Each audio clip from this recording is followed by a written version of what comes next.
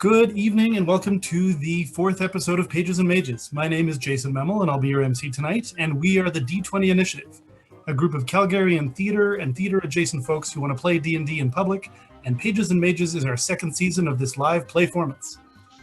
We recognize that the place we now know as Calgary has a deep history and a legacy of storytelling.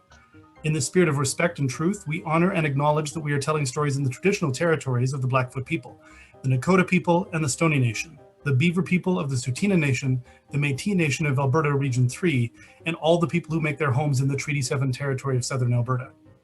I'd also like to acknowledge that one of our players is currently on the traditional, ancestral, and unceded territory of the Coast Salish peoples. And our last episode ended in a cliffhanger. So, get excited to find out what happens next. Our live-streamed adventure will usually wrap up anywhere between 9:30 p.m. and 10 p.m. Halfway through, we'll have a short 10-minute intermission as well. Of course, we're on the socials and encourage live tweeting about the episode as it streams. Find the D20 Initiative on Facebook, Twitter, and Instagram to learn more about the upcoming episodes and events. Use the hashtags D20 Initiative or Pages and Mages if you want to tweet about the show. And speaking of the Pages and Mages hashtag, we actually have an exciting announcement. For this episode, we're partnered with a company called Dicebound, partnered right here in Alberta, and they're making some very cool dice.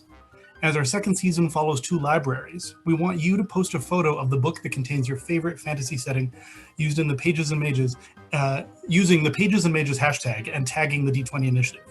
If you do that, not only will we share it around, but you'll be automatically entered to win a set of blacklight dice called the Ultraviolet Dice Set.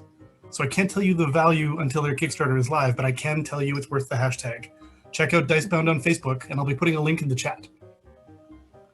Now, I want to introduce you to our team for the night. Jennifer Gerritsen is going to be your Dungeon Master, and Curt Mckinstry will be running sound. And your fabulous players for the evening are Alan Edward Johnson as Darius Derry Nightford, or as his friends call him, Human Barbarian. Oops, I got that a bit wrong. But moving on, Justin Bourne as Girrardo Karinseao as Dragonborn Rogue. Take no notice of my cat familiar. And then we have Calvin De Silva as Ripley Creed, Human Cleric. Emma Brazier is rounding us out as Paige, an Elf Druid. Now, you may be wondering what makes the D20 Initiative different from other live plays. Well, there are times where we want you, the audience, to play with us and alter the very fate of our party. You see, the world in which our players are situated has some errant magic that sometimes affects them in unexpected ways. So I'll need 4 volunteers from the audience. Each one will control when said magic effects are imposed upon the character. Please sound off in the chat if you're interested in controlling the destinies of our players. And while we're waiting, some history. Back when we did this event in a real live pub, we gave out rubber chickens representing each player to the audience. And then when the audience squeaked the chicken, that's when the magic effect would take place. To keep this tradition alive, when our volunteers type squeak in the chat, I will interrupt play as soon as possible to impose the random magical effect. Now, keep in mind, you can only squeak a maximum of 2 times tonight, so that's once in each act. For the first act, our all-knowing DM Jen will let the audience know when the squeaks can come into play, and the second act is fair game as soon as it starts, whenever the impulse comes to you. Do not squander your squeaks, and do not forget about them either.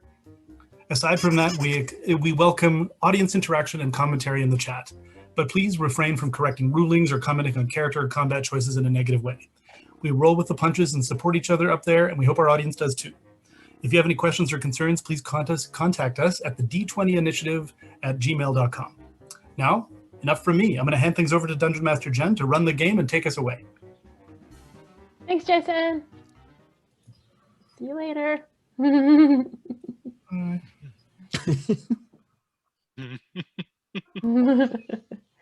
So, our adventure began with 2 separate libraries, Beaconhold in Eberron and Candlekeep in Faerun, and their librarians going about their usual business that's nothing less than upholding the light of knowledge. We learned that deep in the heart of each library is a sphinx waiting by a crystal pool, apparently protecting the spirit of their libraries. Ptolemy is the sphinx in Beaconhold, and Lumen is the Candlekeep sphinx. However, both sphinxes have been forgotten by the librarians around them, as for centuries they kept silent and solitary watch at their pools against a nameless threat that extinguished the lights of many other libraries across other worlds. The pool in Candlekeep was breached. and the Sphinx called Lumen was not able to stop the invasion, but she was able to send out a wave of transformational magic to the 4 librarians that happened to be on the Monday evening shift at the gate to Candlekeep, and to call for help to Ptolemy, who then set 2 librarians from Beaconhold to their aid. So now we have 2 Candlekeepers, the quartermaster Girrardo and the translator Derry, and 2 beacon holders, the elf page and the halfling Kyler, who have been attempting to restore Sphinx Lumen's connection to Candlekeep. That will help her regain some control of the tricksy, shifting, changing deep maze of Candlekeep's vaults. The librarians have taken a maintenance shaft to the Plexus, where it appears that literal conduits of arcane power have been broken and are in need of repair. However, the Plexus is also occupied by a creature calling himself Igni, who has frightening telepathic powers, as well as several dozen disembodied crawling hands under his control. So let me set the scene. You are in the Plexus, the site where you can repair Lumen's connection to her library. It is pitch black. There's a scuffling of paper and a whispery laugh bouncing off the walls and through your minds. Kyler's periodic firebolts from his arcane inhaler have occasionally lit up the space for those who do not have dark vision. The party has climbed up from a ladder through a hole in the center of a round room with an onion-shaped dome ceiling, now blackened from the firebolts. 4 conduits, about 1.5 feet in diameter, snake across the floor and dangle into the maintenance shaft. Just in front, and to the right of your entry into the room, taking up most of the northeast quadrant, is a mass of crumpled, decaying paper, parchment, shelving, and other ephemera. From within this nest, a large, glowing green and bloodshot eye has emerged, and this creature, calling himself Igni, has been telepathically communicating, occasionally robbing secrets from your minds, as well as muttering out loud in a language that none of you recognize. Most importantly, perhaps, Igni's nest is protected by several rings of animated severed hands, pillaged from the peaceful resting places of Candlekeep's librarians. You have just begun negotiations with Igni. You want to repair the Plexus. He wants you to give up 2 fresh hands. You wonder what will you use his hands for, and he says, "For my army." And I really want to let you respond, librarians, and I promise that I will let you. But just as Igni says that, Kyler, the halfling mage from Beaconhold, feels again that stretching and thinning that he complained of earlier. And out of the corner of your eyes, you see his last firebolt flicker into the darkness, and his form stretches like taffy.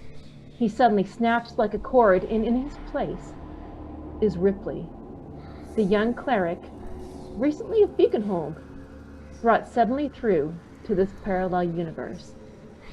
It is once again almost pitch black, except for the ghastly green glow of a big eyeball.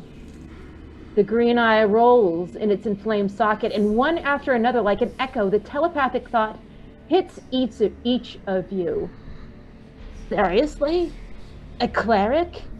Manners, manners, manners. Audience, squeaking is fair game from here on in. And now, librarians, what do you do? I immediately ran over to Ripley and give him a big hug. Oh my God, you're here! What happened to Kyler? Are you all right? I have absolutely no idea. I'm sorry. Where are we exactly? I remember you guys having to leave and me needing to like hold on. This place is really bad. This place is really bad, Ripley. I don't actually know where we are, but there's a very bad thing behind you. Okay, excellent. Who were these other people that we're with? We're fine, thank you. Oh, I am Derry. So they're not bad. They're from here. They're librarians like us. But we're in trouble, Ripley. I'm really glad you're here, but I don't know what to do next. Where's Kyler? What happened?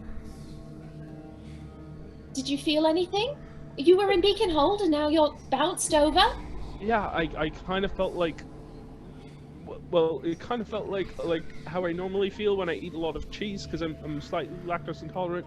So it's kind of this like building sense of nausea and general sort of gassiness. And then I thought I was like, well, I'm probably gonna have to throw up soon.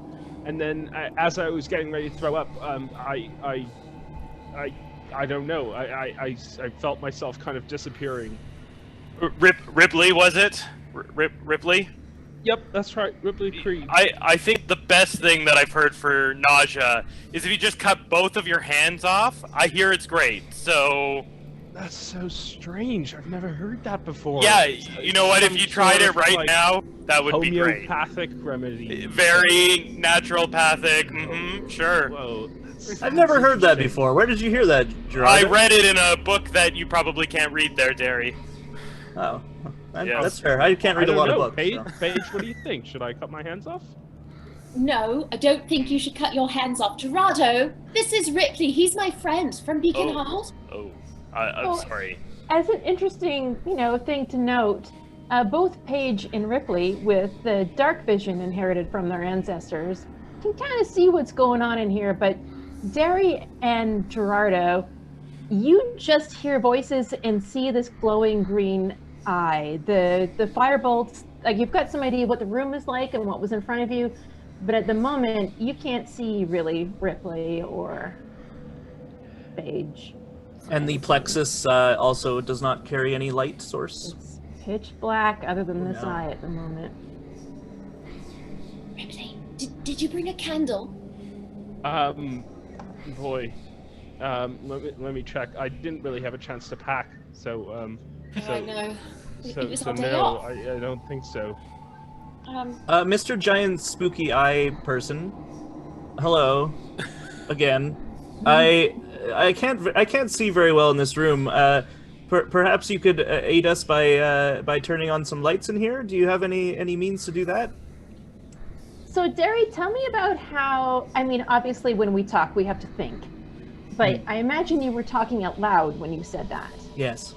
All right, and so what you hear back is like, and what each one of you hears in your brain is tired, ineffectual. Just choose one of you. Choose one to speak. But wait. Who is this? Ripley, in your mind, you feel like whispering fractures, like fractured thoughts echoing around in your brain, and you must roll for me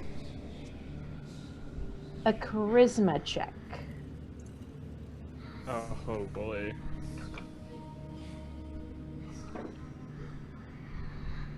Can I see it? Can I see what's happening when I'm looking at Ripley? You can see. Well, no, okay. I correct that. You can see because of your dark vision. I don't know how Ripley would react to something bouncing around in his brain. Ripley might need to describe how he would react. But you might see. You could roll an insight check if you want. Okay. Ripley, what did you roll on your charisma I rolled check? a 12 on charisma. Okay. So all of you had sort of heard this echoing telepathic, sort of annoyed voice bouncing through all of your eyes, through all of your brains. But then it's all super silent for you, Girrardo, Paige, and Derry, and it's deafening for you, Ripley. This thought is streaming through your brain. You must reveal one secret to this creature, and everyone else can take off their headphones, please.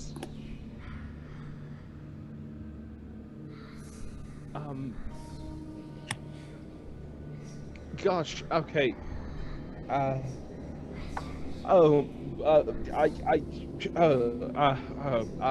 never... I don't know who my parents are. Such a common secret! And yet... Is it really? No! Have you ever met an adventurer Yes, okay. but still, I'm sure it hurts you a lot.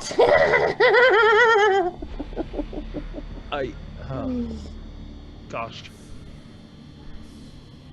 It's a good secret. It's okay. It's all right. Okay, It's excellent. okay. I wasn't Okay. sure. I didn't know we were being judged on our secrets here, but... Always. All right, headphones back on, my friends. Headphones back on. Igni, tell me, are you all back on? Give me a thumbs up. You're all good. Okay. All right.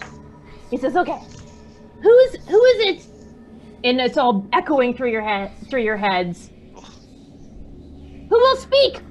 Who will speak? Who will speak? Who will speak? I nominate Girrardo. Well, I think some of us. Oh. He's very smart. I think he's my best friend, and he's very smart. So I think Girrardo should talk. I will speak to you, to the armless army man. Yes. The eye locks. Oh.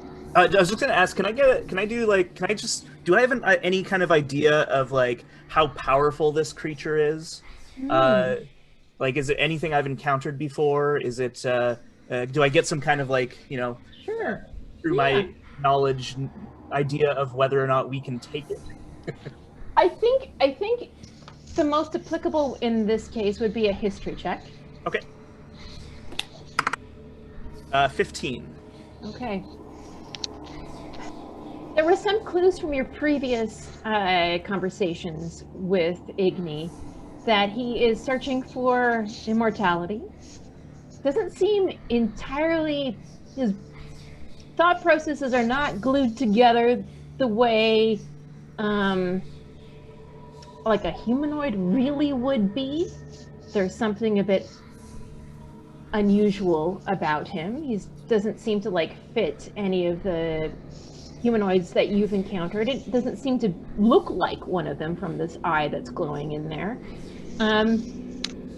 It is something maybe that dabbles in the arcane, and in particular in sort of with an interest in necromancy, given what's happened to those hands in the library down below. There does seem to be a lot of telepathy and mind powers in it. Now, those are the things that I think you could gather, but your history check doesn't give you the name of that creature or what else, other powers it might have.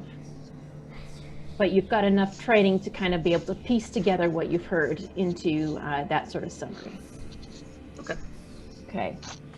I just want to take Ripley's hand and say, I know that thing might have been in your head, and we're going to get out of here, and it's going to be okay, and we're going to fix the library, and I'm really glad you're here, and I'm so sorry. I don't know what's happening, but... Well, that's a relief. We're going to get out of here. Oh, boy, I was worried. Thanks, Paige. That makes me feel a lot better. All right. Well, yeah, for sure. Ready we're to all go. going to get out of here. Yeah. I didn't just mean us getting to go home. Sure. I mean, that would be a little selfish, but I'm glad that. Maybe you can take Derry with you. That would be great. Oh, that'd be fun. He'd love to see Beaconhold. I would. Yes. I'm only thinking of him. Girrardo would probably want to come too, though, because we're best friends. I'm very much a homebody, so. Suddenly, the whispery voice cuts into your head. Oh, right. Yes. Gerrardo. Yes. And it says, "So are you it?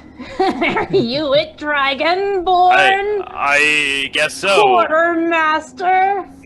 Yes. I do like my quarters. Your quarters don't seem that nice. They're a little dark for me. Okay. Just to clarify, can we hear this voice as well in our heads? No, it's just him. Okay, thank you. Yeah, I'm not going to keep you having. No, I know. I assume at some point, if Girrardo says and I explain what happened, then you guys can. Sure. Yes. Glad we chose him to relate it. Yeah. Yeah, totally. Okay. Okay. Look. 2 fresh hands. Or roll me a persuasion check. I'd love to hear or. There's an or? Sounds good to me. That's a solid 11. Forget the hands. That's the easy way out. Oh, good. And suddenly, you start to feel like, almost like fear emanating from Igni. He says, I was finally there. In the vault. About the Lich Lords, the lost wing of necromancy. Every page. So fresh, so tasty, so important. And all of you at this moment, actually, you have a vision in your head. Like he's just broadcasting out to all of you. And it's out sort of a great hall with shelving of books in the library. And the perspective seems to be from sort of down below, looking up onto a balcony. And there's a carved wooden door that suddenly like streams with like magical fire, the color of the sun. And it like eats its way through a carved full sun within this door. And the door sort of comes open and a huge bright light comes from behind the door, and a fog comes rolling through this door. The thoughts then sort of coalesce again and focus on you, Girrardo. And Igni says, the mists, the mind-eating fog. Poor Igni. It comes to erase everything. My cure. My hope. And it sort of rustles in the paper nest, and the eye darts back away. And then it darts back and it says, so that is the deal. You clear that fog out. The lost wing. And where is this lost wing? It's just over here?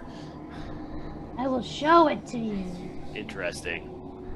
Well, we're going to another wing, and there's a squeak. We have a squeak for Ripley. Oh. Oh, excellent. What's gonna happen? He's gonna explode Igni. Roll a d20. Okay. So 17. 17, excellent.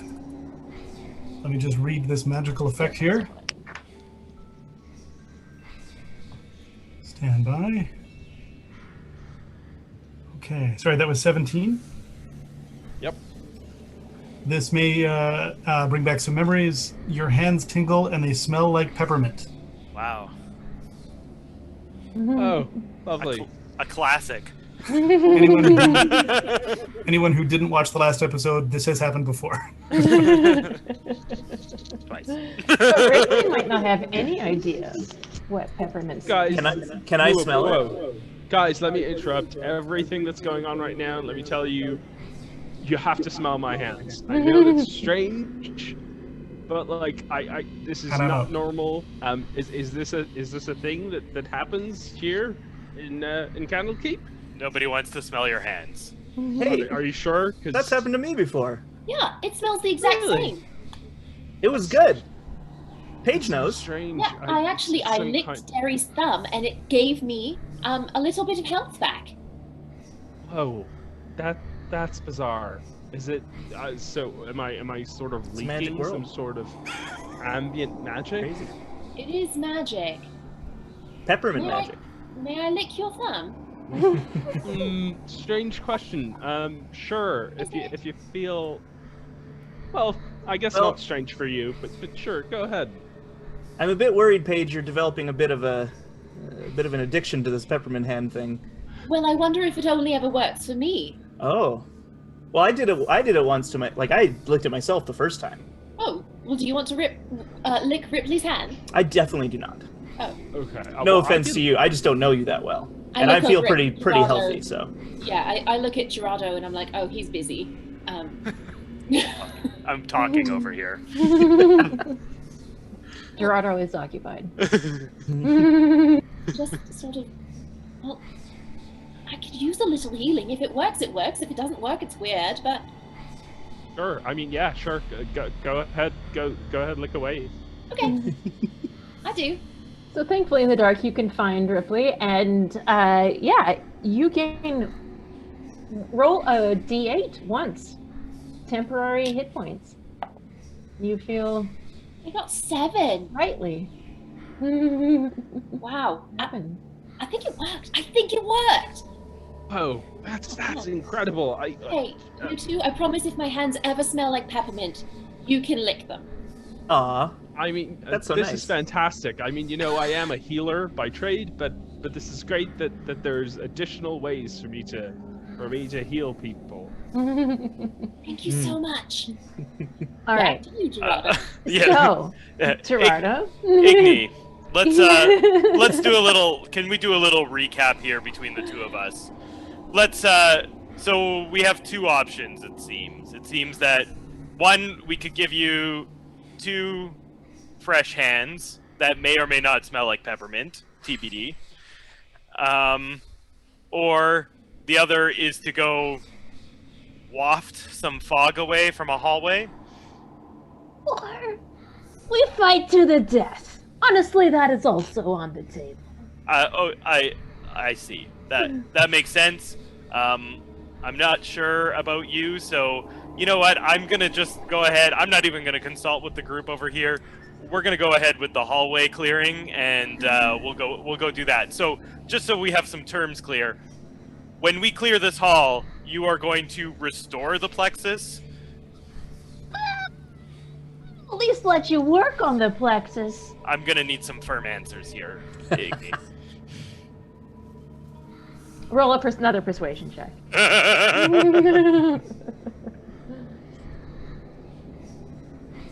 That just about was a natural 1, but it's a 16. See what I can do. I see no harm. No harm in restoring the Plexus. I mean, I Right. don't care, but I see no harm. If I know how to fix it, I will help you. Traditionally, I do a handshake agreement on these sort of things, but I don't really feel comfortable in this circumstance.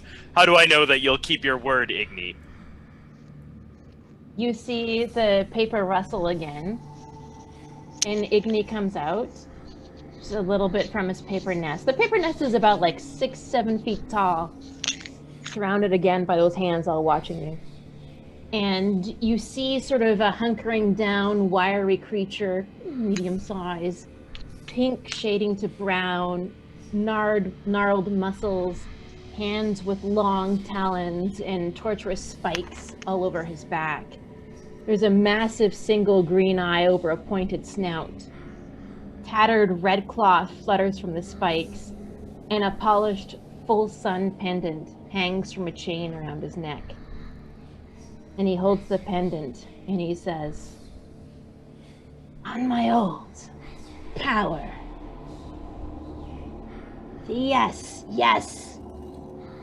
I will help if you clear the way, so I may return to my studies." That seems like a righteous path there, Igni. Great, we have a deal. On your oaths. So, what happens next, Gerrard? Are you going to relay it? I'll relay this all to the group in sort of the most basic form. So, Sounds great. we're not gonna kill him? No. We have a gentleman's agreement that we're going to go into this hallway over here, and we're going to clear out some fog. He has sworn on his oath that when we clear out the fog, he will restore the Plexus. He will help you. You hear like it's sort of listening in on you. I will help you. I don't Fine. know if I can, but I'll help. Well, Igni, I don't know. Girrardo. It sounds like you're going back on your oaths already, so... Sorry, just so I'm clear, we're just clearing out some fog? What? Do we have, like, some large fans, anything of that sort? The just hands, sort of by wave the our way, hands, really. the hands at the moment have all turned away from you and are starting to dismantle the nest. And Igni is sort of stepping over to the side, and you can see they're sort of moving the nest to the side, and you can see that there is what used to be an archway that's been hastily filled in by like rocks and bones and a whole lot of books and pages. And they're starting to dismantle it for you. At this moment, I'd actually like, let me have a quick look at your passives. Paige. As you see Igni come forward with his like pendant, which is the full sun, and you just get you can just perceive almost like waves of decay emanating from it. It's not a nice pendant, saying. And as the hands begin to like do their job, those waves sort of like emanate more strongly. Jen? Yeah. This full sun, so this is the same one that we saw in our minds on the door? It is. And you don't need to roll for this. As a quartermaster of Candlekeep, this is the symbol of a bookmaster of Candlekeep. It's the symbol of like a department head. Mm-hmm. Yeah. So, in theory, Igni either is a former former bookmaster, or they've stolen it from someone. Right. And that's probably not cool. The one other clue that you would have, Girrardo, is that there are sort of red tattered robes, which you also know red is the traditional color of a bookmaster. Right. And the symbol on the door that you so strongly saw there would remind you of a door that would be opened with a bookmaster symbol. It did seem like a super powerful one. You've never seen or heard of a door that did like a light display like what Igni saw. Right. Yeah.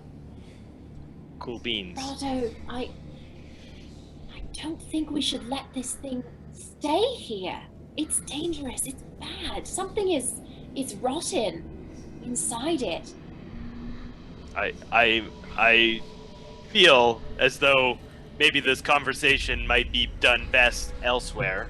Paige? Okay. And plus, Where are we off to?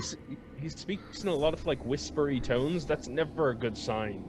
Yes, I know. It's life choices, really.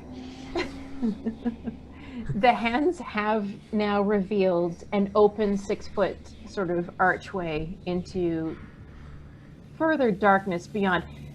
To remind everyone, Girrardo and Derry, you just see sort of the glow of the eye, and you had enough of a sense, like his pendant was glowing, you have enough of a sense to get an idea what Igni looked like, but you can't really see what's happening back there. You hear all the rustling. Excuse me, Igni? Hello? You do think at Igni? I assume you are. Do I have to go through this every time? No, I think... Igni? Hello, can you hear me?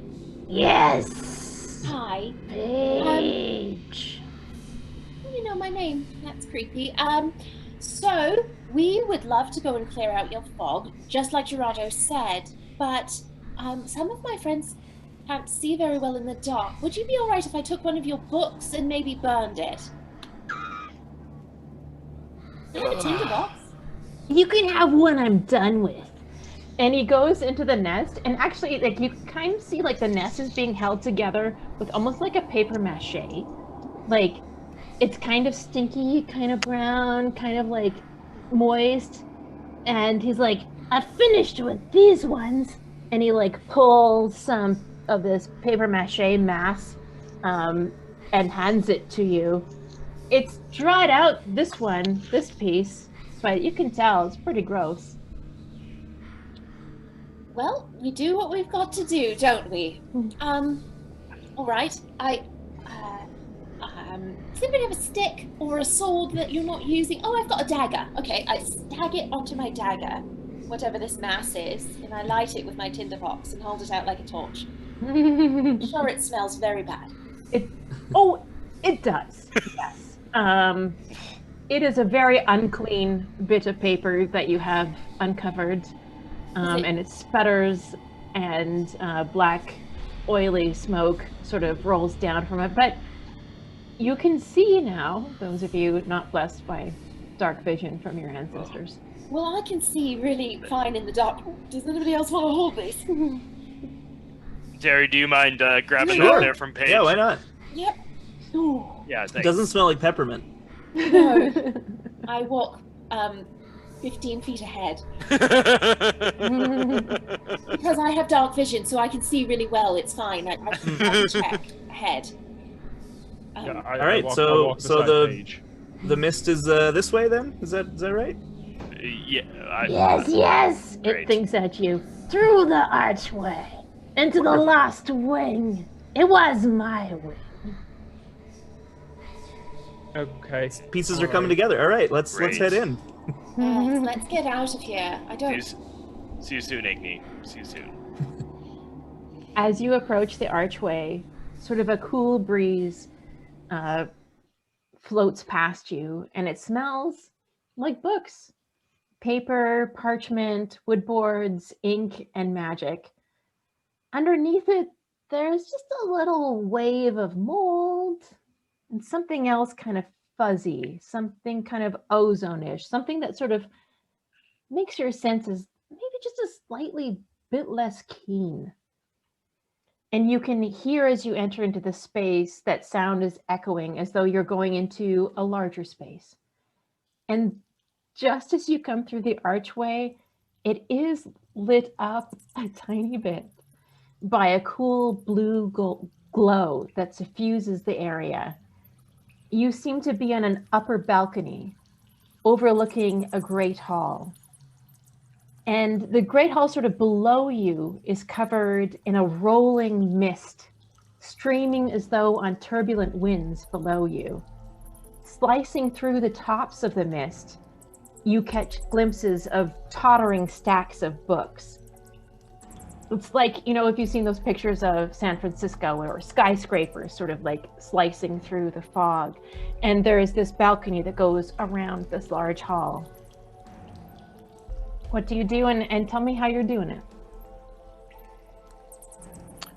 Maybe we should put this torch out for a moment while we can see. Yeah, we can see. We don't need the torch. We'll save that for later, Derry. Sure. You want? I can always relax. I'll put it out. Yeah, that'd be great. Thank you. Does anyone have any water? Uh, How do I put it? How do I put it out? just put it down. Put it down, Oh, and I Just put it down. Okay. Can we still hear Igni at all, or is he still listening to us? Do you call out? What do? How are you gonna test that for me, Ripley? Hey, Igni, boy, you sound weird. Yes, parentless child. Oh, excellent, brilliant, love it. Can Everyone you hear heard that, right? Oh, sorry. Can he hear you? Yep. I think he can. But that's only if you talk to him in your mind, right? Yes. Yeah. I don't think he's still within earshot of us, is he? I So, think like, we right lost- now, I'm With like, your voice. I don't talk to Igni in my mind.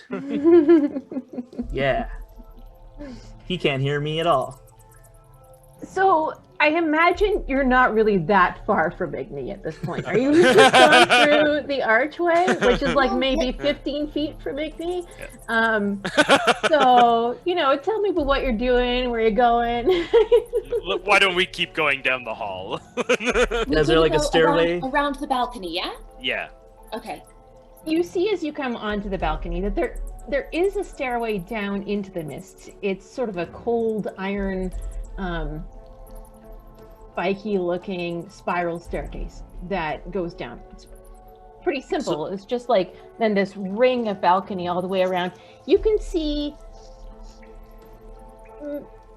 it's maybe a little bit misty for some of you, but you get the sense that this is like a nice oval room with a balcony that stretches all the way around it, and the mist covering entirely the lower floor, with this one spiral staircase that goes down pretty much close to where you're coming in through this archway.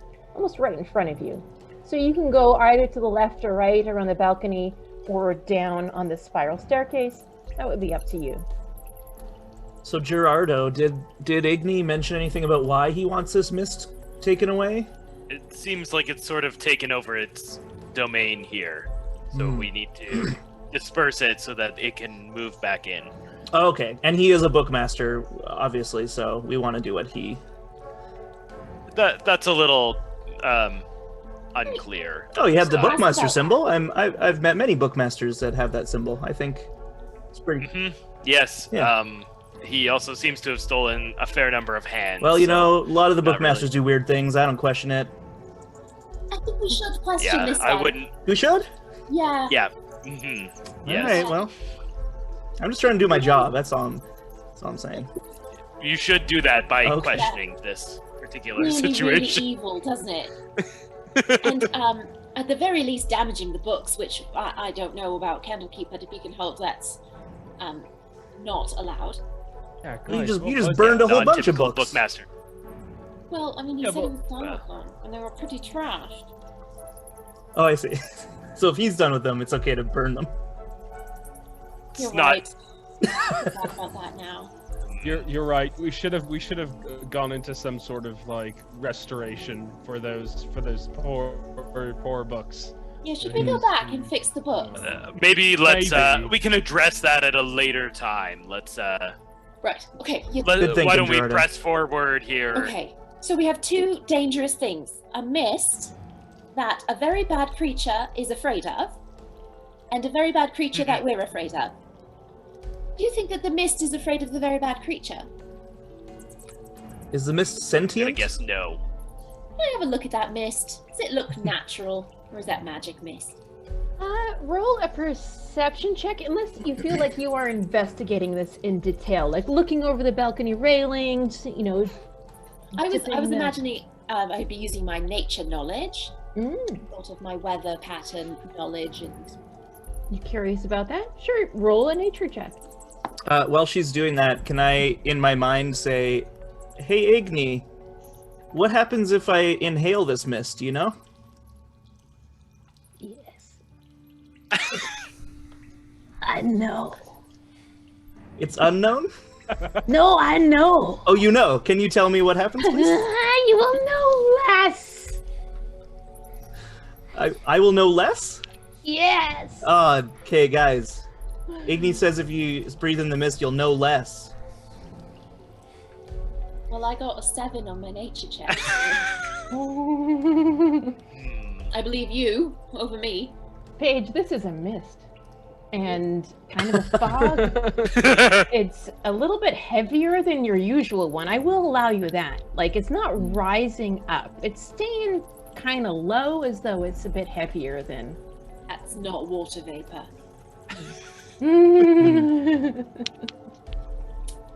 Well, shall we go down there then? It does seem like probably going down will have some sort of negative effect on us, but it is probably where the source is. I take my scarf, and I like put it around and like make a makeshift mask out of my scarf before I head down. That's very I did clever, not mean for Derry. this to become a metaphor, but but yes, Yeah. okay. That you may have +1 to your AC. Just no, please, because you're wearing a mask, you get a +1 to your AC for the rest of Okay, yes, so Derry makes a little scarf mask. And tell me a little bit more about how you're doing this. Well, because I have like a kind of a billowy scarf that I like to wear, because I get chilly, and so I basically have taken it, moved it over my mouth like so, and then kind of tied it into like a knot behind my head, so it's like pressed nicely close to my face to try and filter out as much of the mist as possible. Sweet, okay. And are you leading the charge down this staircase, Derry? Yeah, I basically do that and then start heading down. Okay, and what are the rest of you doing? Should we start with Paige? What are you doing? I'm looking around for some stones on the ground or something that I can drop into the mist from above. Still, I don't want to go down. Roll me an investigation check. And we will get back to you, Derry, and what you're doing. It's a 14. Okay. You don't find any rocks, but you do find that there is like some left over from maybe when the hands were like making the wall and all that kind of thing. There are some like wooden spines and boards and some metal shelving and stuff like that were making the archway when they had like barricaded it up that you could drop. I pick up something pretty big, probably too big. Like, I should have grabbed something smaller, but I choose something too big, and I toss it off the edge to watch what happens in the mist.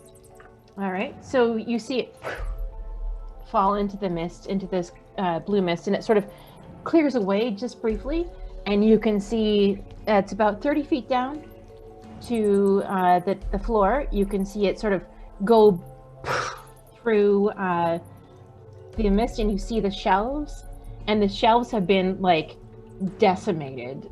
The books have been like pulled off. These ones here at your end are just basically empty, like a cob of corn. Spines have been like torn apart, pages are gone, and that's what you see as it falls in and it clangs boom, boom, boom, boom, boom, on a stone floor, as I said, about 30 feet below you. And then the mist comes back over. Oh no, guys, we're gonna do so much more book restoration when we're done. Ripley, why don't we go to you now? What is your plan here? What are you doing? Well, I kind of see what Derry's doing, and I kind of call out to him. I'm like, well, hang on there, Derry. Why have you got your scarf around your face there? It's to prevent the mist from getting in my mouth. Okay, cool. Maybe share that with the group before you charge on in there. Well, I said it's gonna. If you breathe it in, it'll be bad. You'll know less. I did say that. Yeah, but you know, no less sounds like kind of a colloquial term. That's true. It was Igni who said it. To be fair, I don't know what the heck's gonna happen. All right, sure. Well, in that case, I'm gonna take my priestly stow vestment thing, and I'm gonna wrap it around my nose and my mouth as well.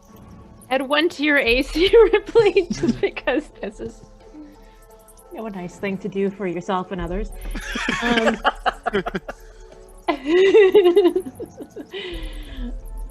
Girrardo, what are you doing here? Well, Girrardo, he, ever the one to not look tough, is going to, feign a little bit of a cough, and then he's going to go to take a drink of his water bottle, but actually drink a healing potion. Nice. Yeah, so I'm gonna do that. Feeling okay, Girrardo? Yeah, sorry, it's just a bit chilly in here, and then I take my robe, and I sort of, like, wrap it around like I'm just wrapping it around my neck, but then, like, cover my mouth a little bit. You may also add 1 to your AC. I'm okay, Derry. Thank you for checking. Okay, good. I also got 4 points of healing. Nice. So it sounds like Derry, Ripley, and then Girrardo are going down the staircase. Is that correct? With Paige, you're at the top. What are you doing? I'm going to be watching them go down. I don't really have anything to wrap.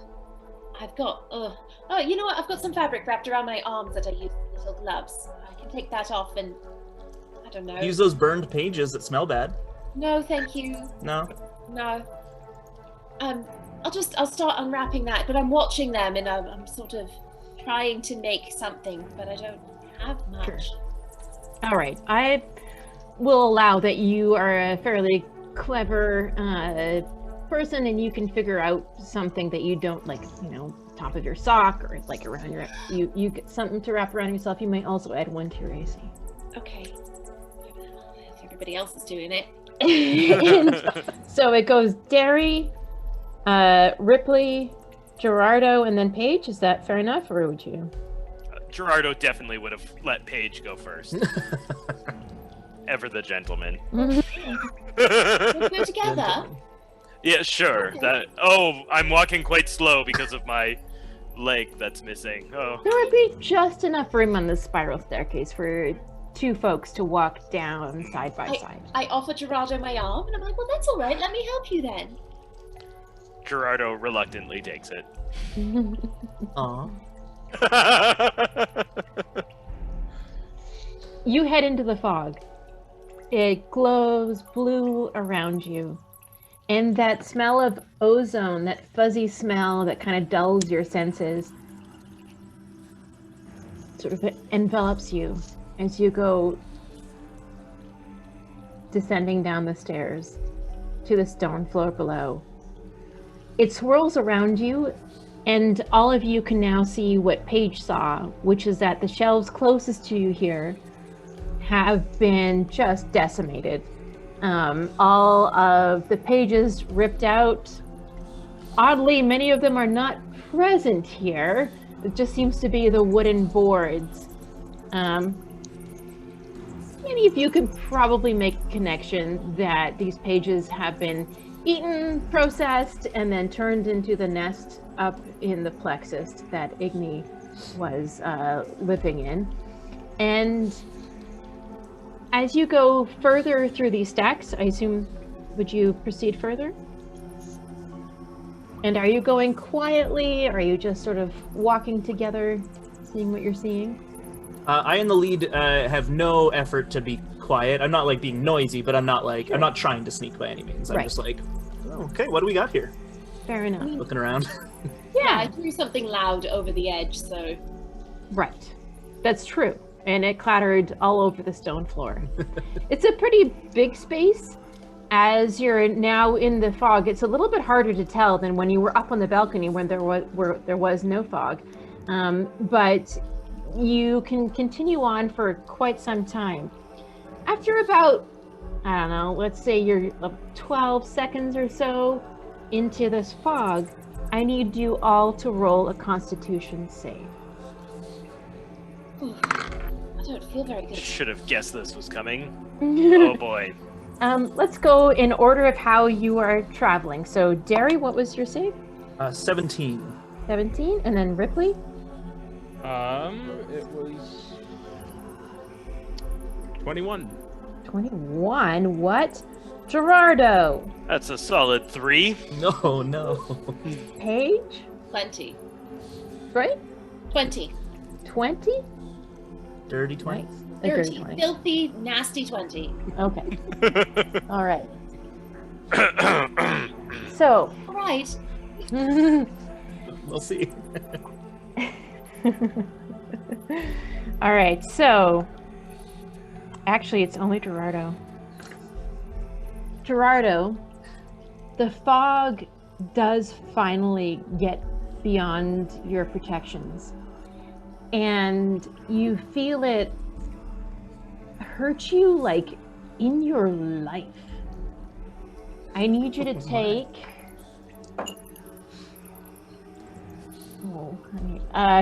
9 necrotic damage. Girrardo is down. Oh my gosh. And on top of that, Oh, good. your intelligence score is reduced by 3. Okay. You, just as consciousness slips away from you, Quartermaster, your brain just gets soft in your skull. I know You less. fall to the ground. Oh my god. Ripley, help! Ripley, help! Oh yeah, absolutely. I turn into a tiger. I think Okay, Wait, hold on. I think downstairs, and I think I'm going to be the best Sphinx ever. And I turn into a tiger, and I grab Girrardo by the scruff of his neck, and I drag him back up the stairs. All right. And as you you're able to do that. He's a dragonborn, but you're a tiger now, and you pull him up the stairs beyond the mist. And all of you, even though you didn't succumb like Girrardo did, you felt that this was an unhealthy thing to be inside, and you were okay this time. You sort of, muscled on, but yeah, you don't know how long you can keep doing that. Paige, you managed to pull Girrardo up out of the mists onto the balcony. I'm like nuzzling at his So- head. I see a tiger pull my best friend out, and I freak out and I run towards the tiger and I attack it. Oh, that's fine. I have no idea you can turn into a tiger. Whoa, Derry, it's okay. She does this all the time. Girrardo, no! Girrardo! Who's this tiger? Derry. I just I don't like hit it with an axe or anything, but I just like slap it. Like I'm just like, no, let go of my friend. I feel like I could maybe ask for a contested roll here between Ripley and Derry. Sure. I am thinking it is a persuasion roll from Ripley and an insight roll from Derry. Okay. I growl at Derry. My persuasion is 17. Nice. I also got a 17. And now we can add an intimidation check from Paige. Amazing. Because she's growling. 18. Derry, it's not a good idea to hit this tiger. It's scary, and Okay, people I'm are sorry, arguing tiger. for you not to hit it. I'm sorry, tiger. I lick Girardo's face. Oh, you're friendly. That doesn't seem to rouse Girrardo unless there's something. Okay, can I use is he unconscious? What's his condition right now? Yes, Yeah, I I think so. Girrardo is unconscious. Yes. Okay, cool. Can I spend a healer's kit on him? Yes, are you... Oh god, are you... I thought you were just gonna heal him, cleric! Sure, I Okay, don't you have magic use for a that? spell. Sure, All right. sure. You know what? That's a better idea. Let me use my spells. Because you can stabilize him, sure. But, you know, he'll still be unconscious. Okay, here we go. All right, I'm gonna use Cure Wounds, which is 2d8. Nice. Whoa. All right, so that's 4 plus 2. So 6 hit points. Girrardo, the fog clears Thank you. from your brain. You still, I mean, you're awake, you're conscious, you're still not yourself. You try to run the times table Right. through your head. I mean, you're the quartermaster, man. You do know numbers, you know faces, you know things, you know logistics. Some of it is lost. You still... I give him a big hug. Oh. Girrardo, you're okay. We've been through so much, and the fog is what gets you? Man, all right. Don't go in the fog anymore. Where did Yes. Paige go? Has anyone seen Paige? Is she lost in the fog? Gary, I'm trying to tell you, she's the tiger. She's the tiger. She's the tiger? Yep. Oh, Can't you see amazing. her general pageness about this tiger? I Got roll the a same little mannerisms. on the ground. Okay, yeah, no, I get it. I can see it now. I'm sorry. I didn't know you could become. Are you usually a tiger, or is you can't answer right now? You're a She's tiger. kind of all over the place. You know, tiger sometimes. I Seen her do nose squirrels. I nose at Girardo again. You want Thank you. Girrardo? What do you want from Girrardo? Tiger. I mean Paige. I want to ask him if he's okay, but I don't speak. I say thank you, and I get back up Ugh, slowly on my cane. Ooh. this was a whirlwind for me, you guys. I think it might not be great down there. No, I don't like that at all. I go back up to the torch where we extinguished it, pad back up the stairs, and I sniff at it, and I growl at it, and I look towards the tunnel, and I growl more at it. I would really like to go back and get Igni. Don't want... Do you think at him? What's that? Do you think at Igni when you're tiger way? Yes, sure I do. I say in my head, because I've got Paige's brain in there. Igni? your fog hurt our friend. How do we get rid of it? Yes, it hurts. It hurts. It dulls.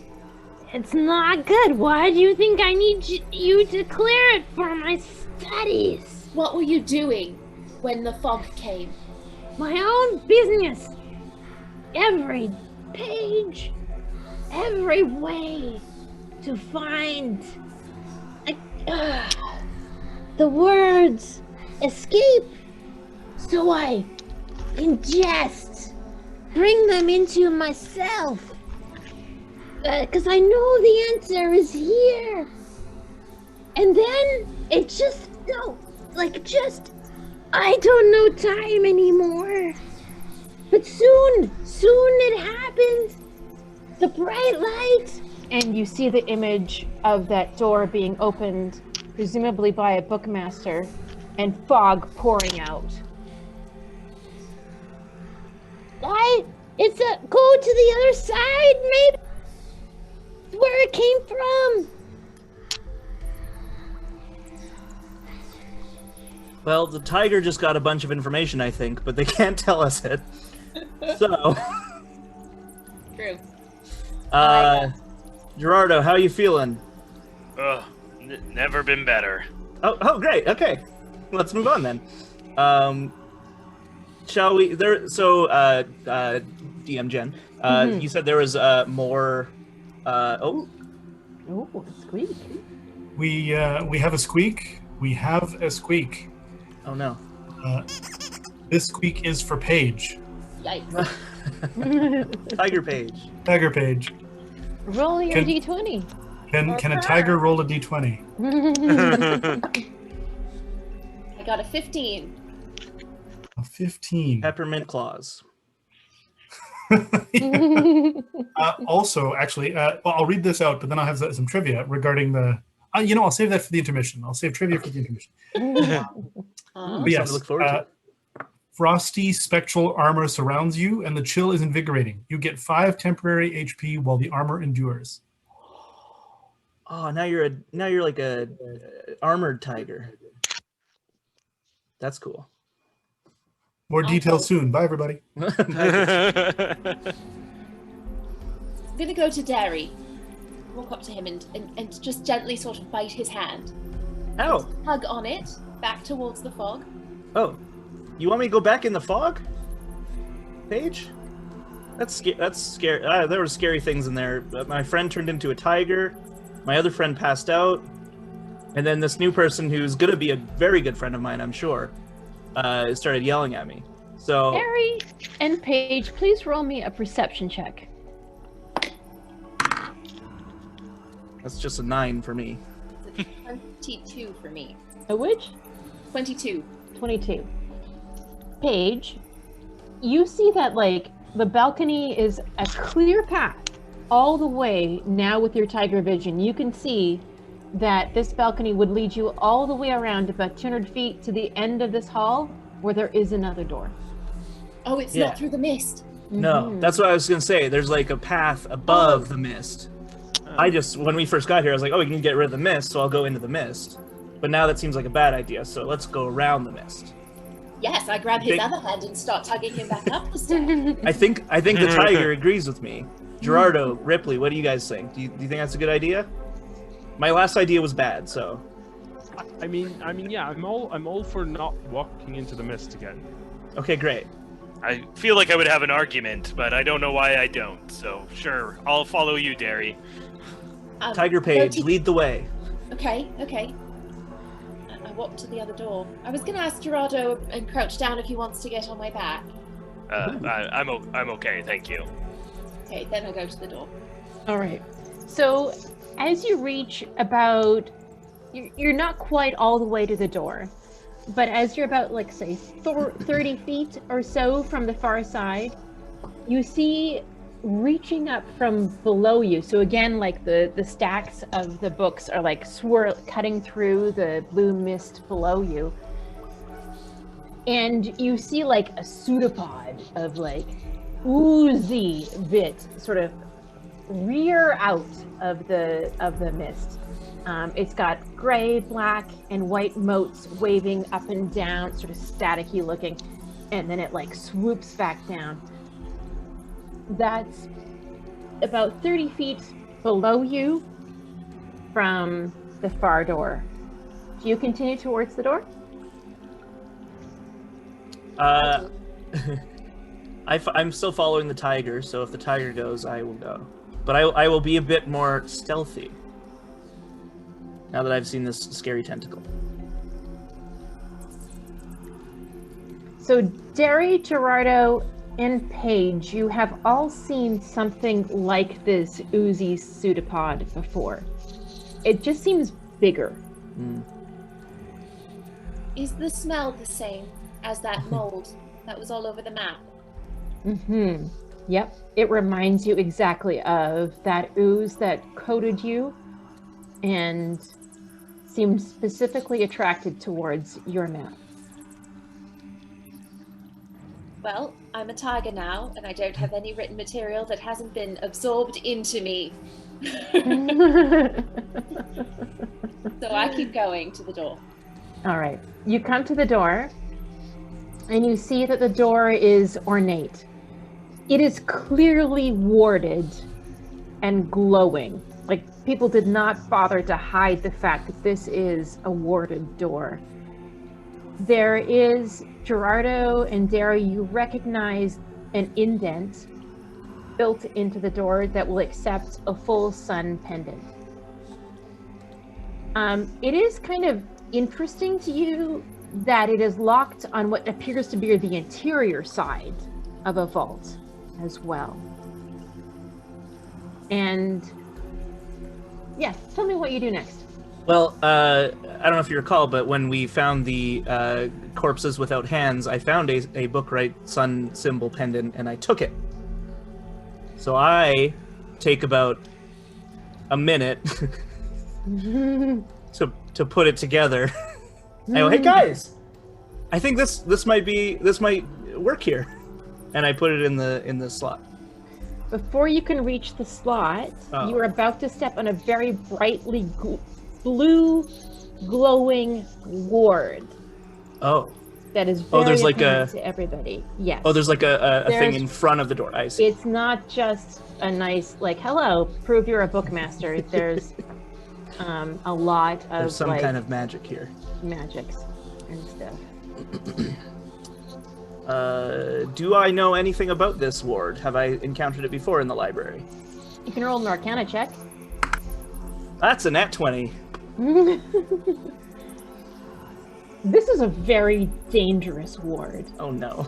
This is, for somebody of your ability, this is almost certain death if you were to traverse this ward. Oh. It's, with your natural 20, this is something you guys probably shouldn't touch quite yet. Maybe you should look around a little bit before you attempt that door. Guys, stay away from the door. It's too dangerous. Let's look around a bit first. I thought of that myself. For sure. Interestingly, you did. That was the voice in your head. My voice is nice sometimes. Yeah, he says that. I start like, sniffing around. I'm smelling for weird smells, different smells. This is what I can do when I'm a tiger. So that sure sounds like a perception check to me, so please roll me one of those. I see the tiger, like, sniffing around, and I also start sniffing. All right. Would you like to help? Sure. I do have advantage on smell checks when I'm a tiger. Oh, cool. The tiger seems to know exactly what she's doing. I'm just doing it because I think it looks like a smart thing to do, so I'm just trying to... as well, so I Another nat 20? know what I'm doing. Wow. Yeah. What? Who rolled a nat 20? Me. You did? Tiger Page.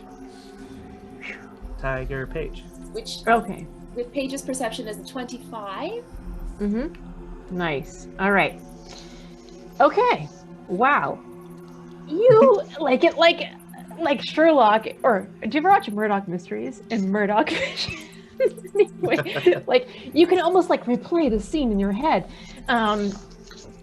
you look and you see that there is like a lot of dust up here. This vault has not been disturbed on this level at this end for ages.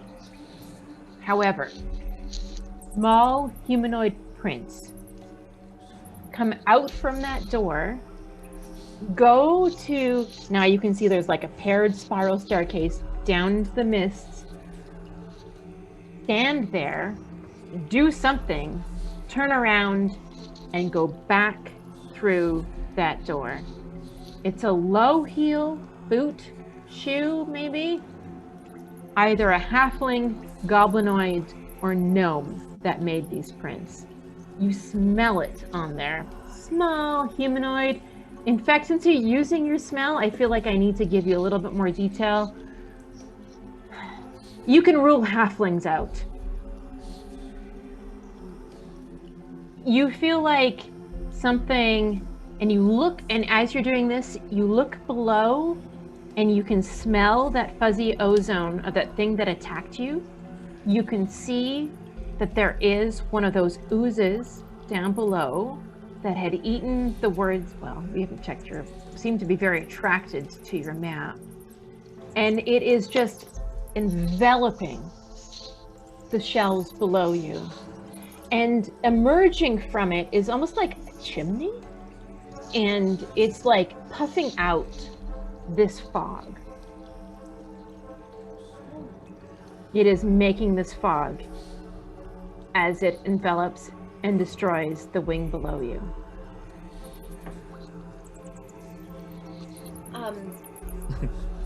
Oh God, how to communicate it to you all? I'm still just sniffing the air. I grab Girrardo's hand and I sort of get his attention, and I look down there like this, and I growl down to what I could see, in hopes that he can see it too. Roll up your... No, go ahead. Does anybody have books or words on them? Does anybody have anything written? Yeah, I carry the Holy Book of Ilmater with me at all times in my breast pocket here. I go to Ripley, and I sort of grab that book and I put it on the ground, and then I like roll on it.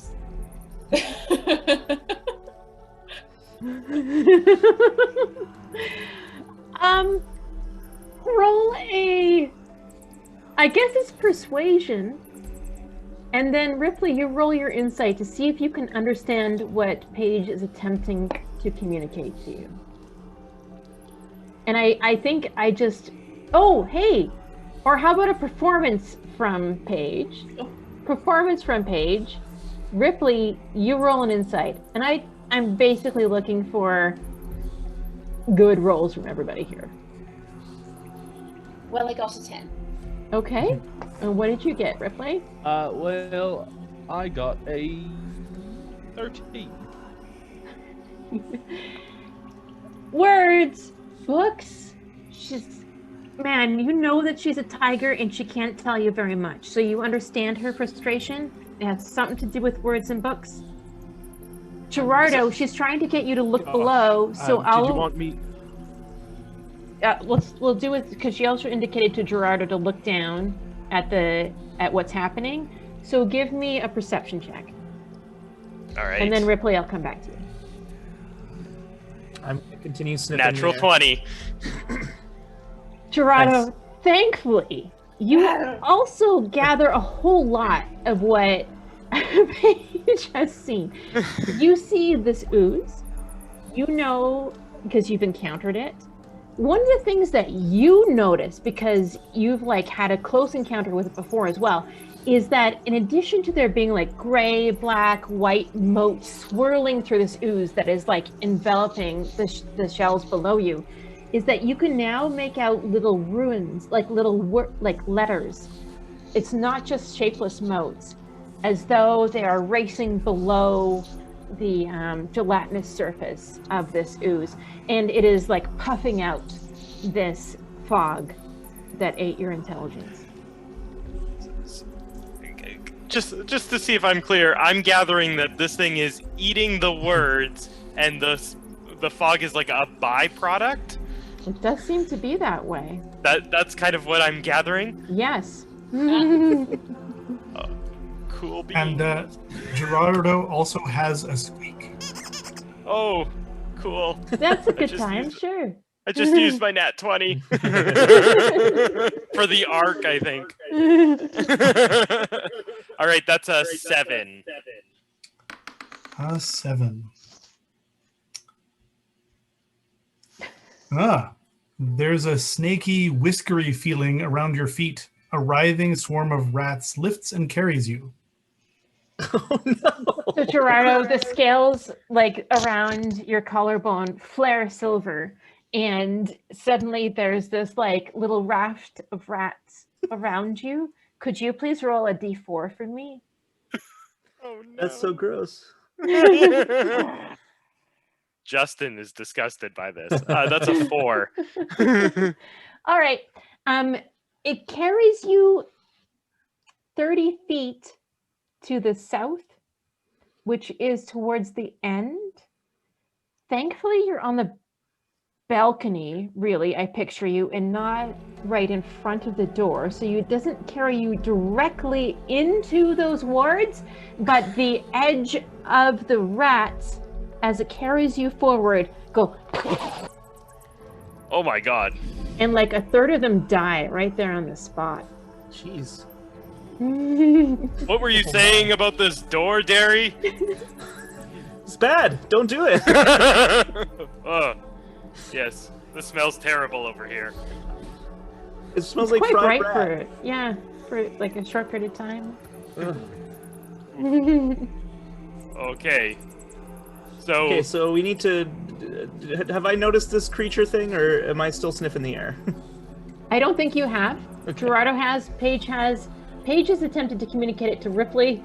I mean, if you tell me that you notice the commotion behind you, which seems fair, and the rats and all this kind of thing, and Girrardo might help you, you can look behind. And I feel like at this point, you would also get a sense that there is a big ooze down below making this fog. I feel like at the very least I notice Paige motioning, and I am proficient in animal handling. I just want to point out. Yeah. So so I think I'm like, you know, oh, Tiger's trying to communicate something. I can tell even if she wasn't doing it directly to me. I purr. And I look down. Weird. So, yes. I would have there's something happening where I really can't formulate a plan, but I'm gonna throw something out there and see if it sticks. What if we burn all the books down there? Interesting idea. I know that kind of goes against what we're all about, but it seems like if we get rid of the words, there can be no more fog. That is true. Also, if we kill the creature, theoretically also no more fog. Right. Derry, that may be the cleverest thing you've ever said. I'm not Thanks, sure best why I friend. didn't think of that. It's a really nice thing to say. I growl and I look like I'm gonna pounce down that staircase. Hold it there, Tiger Page. Do I still have ice armor on? You do feel it. Yeah. All crinkly around you. Is the creature in the mist, though?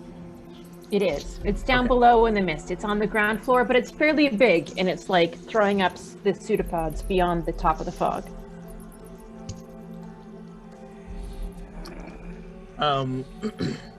And we definitely don't have any fireball users today, do we? We can shoot fireballs at this thing. I have one shot of acid. That's what I got. That's what I got in the tank. I do have, what is it here? Sacred Flame, I believe? Yeah, there's something. Oh no. And another squeak rings out.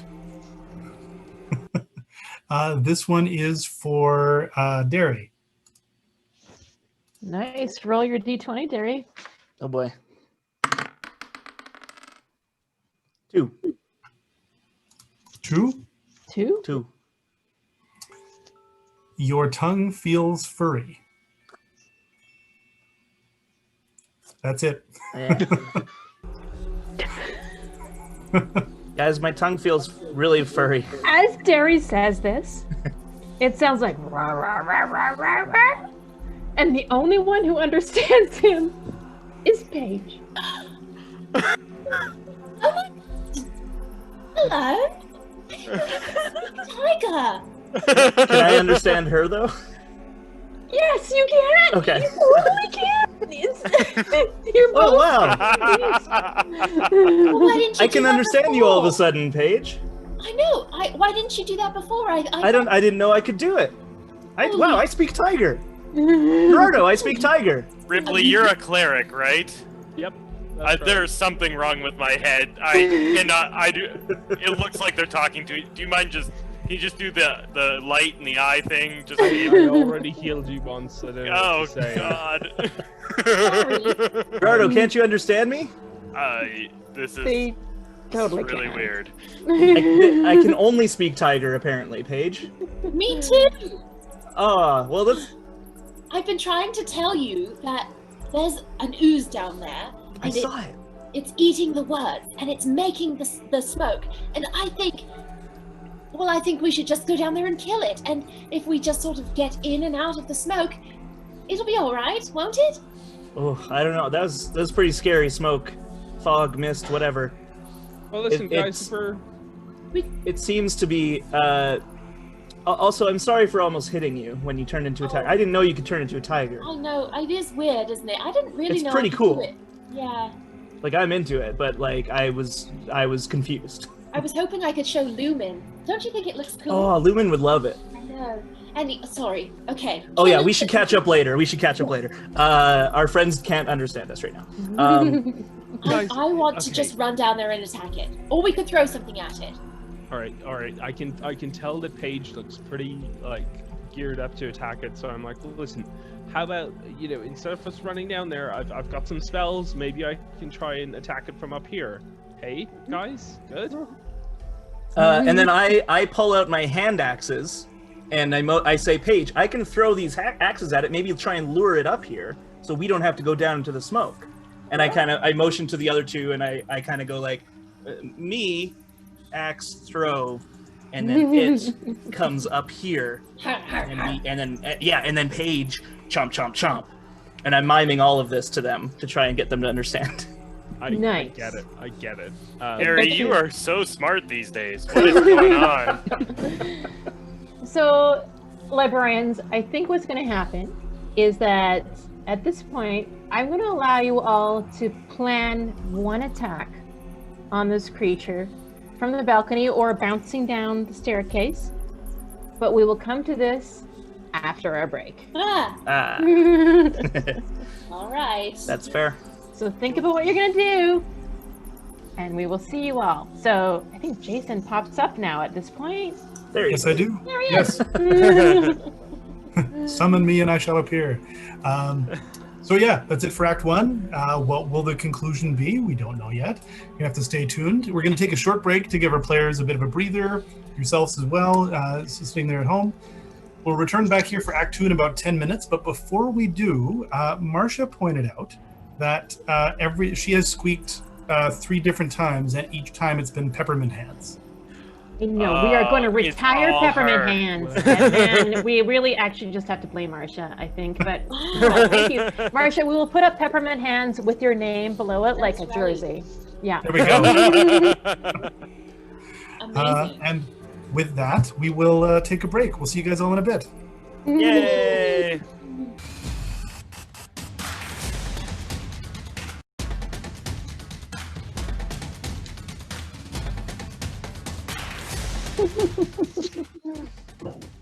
Well, hello everybody. We are back, and we are just going to do a little bit of housekeeping. I'm going to mention some of our squeakers.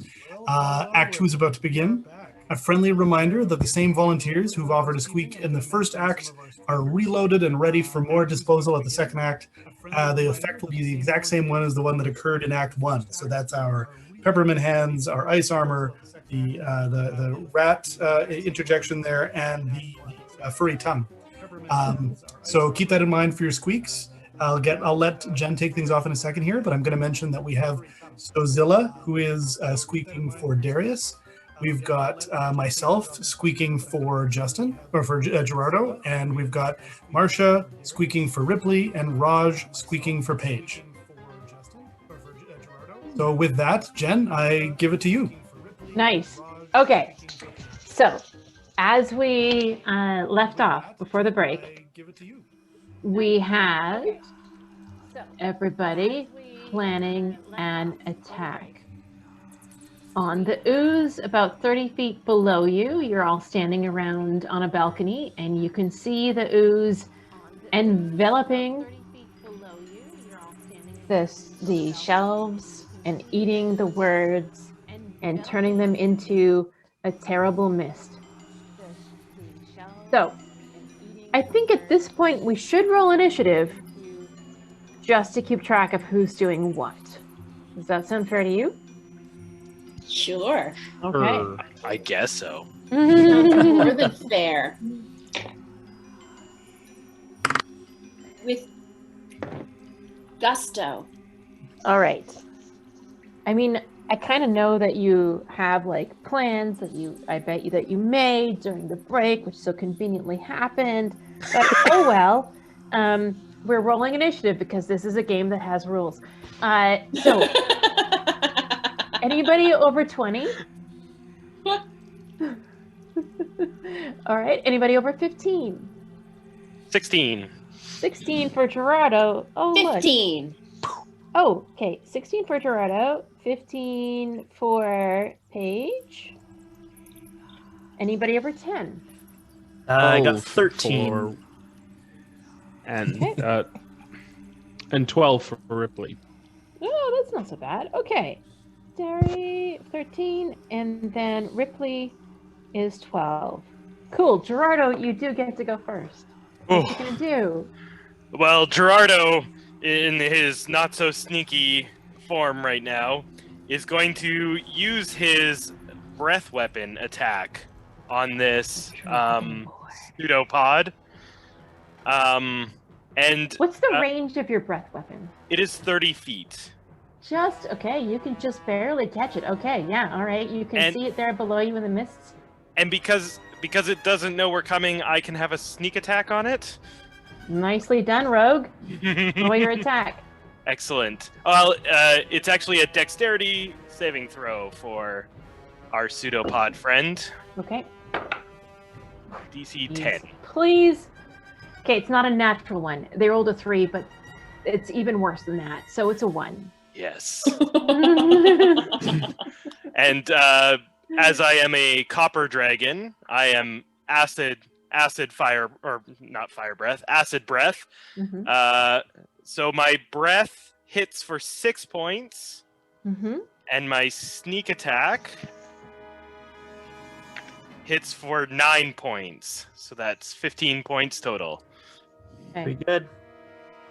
So the acid from the copper dragonborn streaks down through the mist and splashes onto this ooze that's like just waving over the top of a stack of books, going on to about the third stack of books you can figure out at about this point.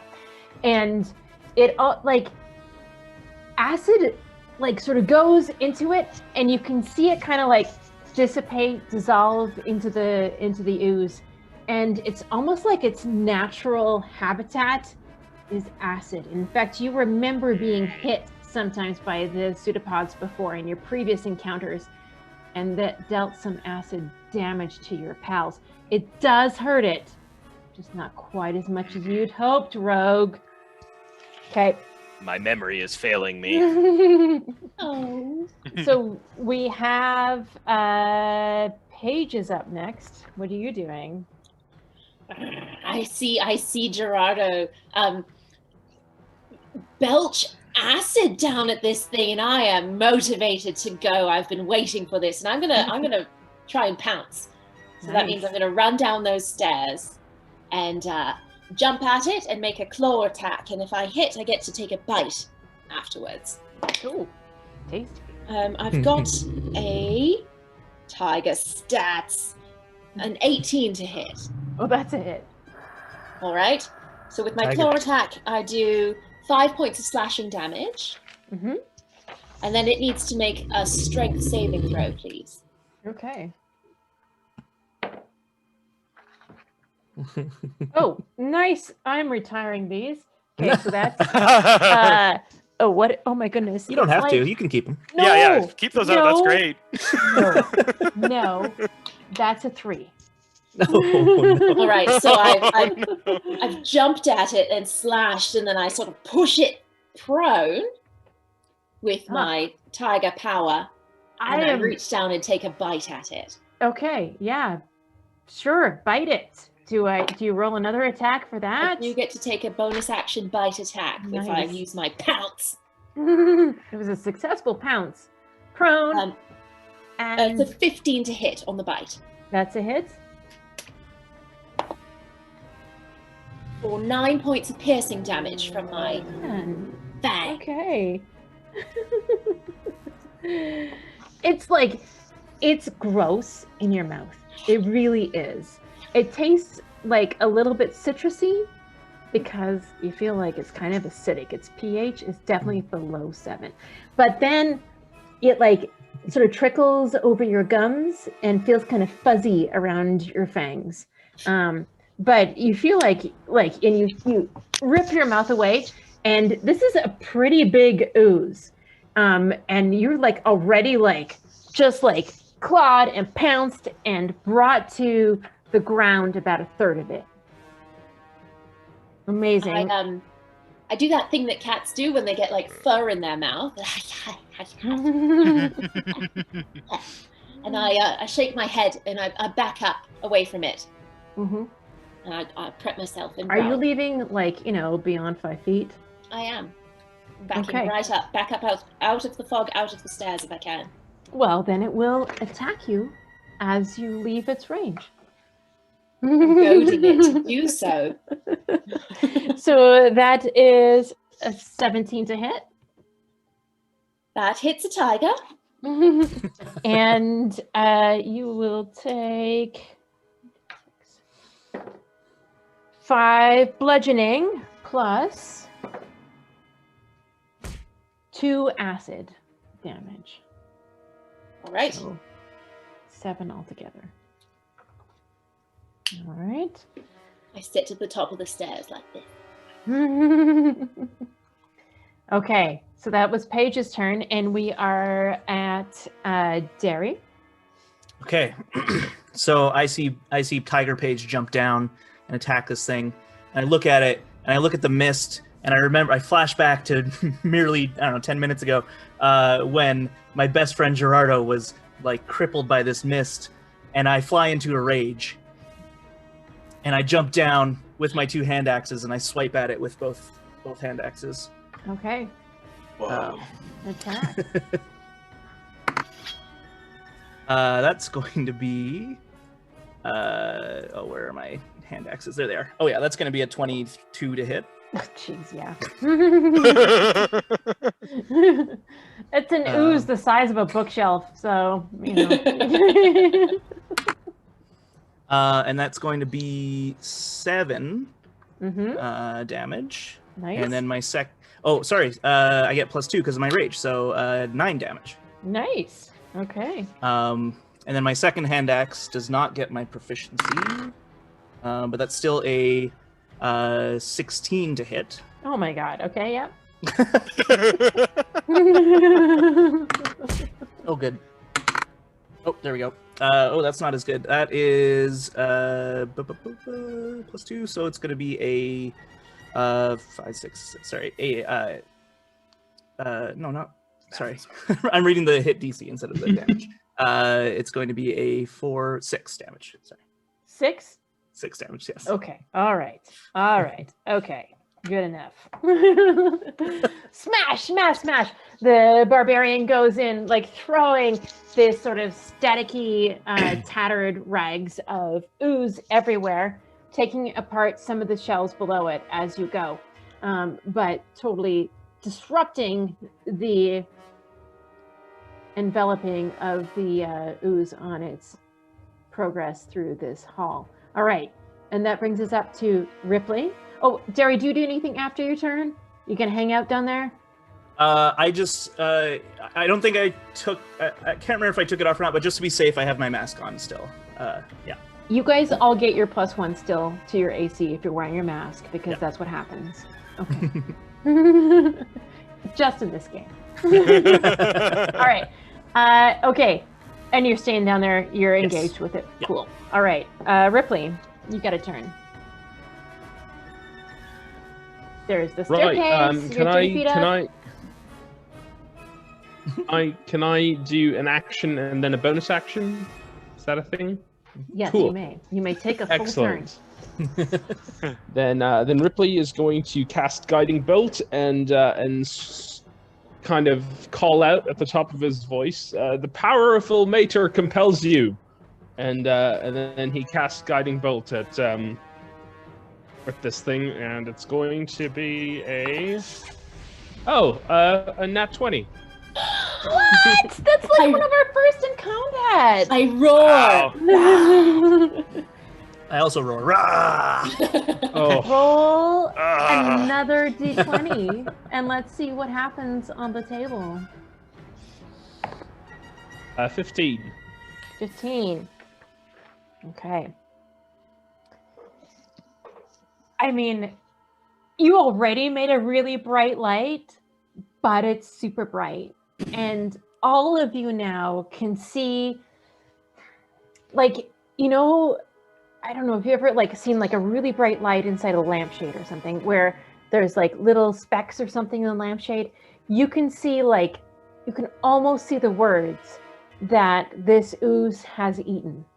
And all of the runes, the letters, even like sort of partial pieces of the word are like illuminated by this bright flash that Ripley creates within the ooze, and shadows like a disco ball all over this great hall, bouncing off the mist. And it was really cool. And how much damage do you do, Ripley? Oh boy.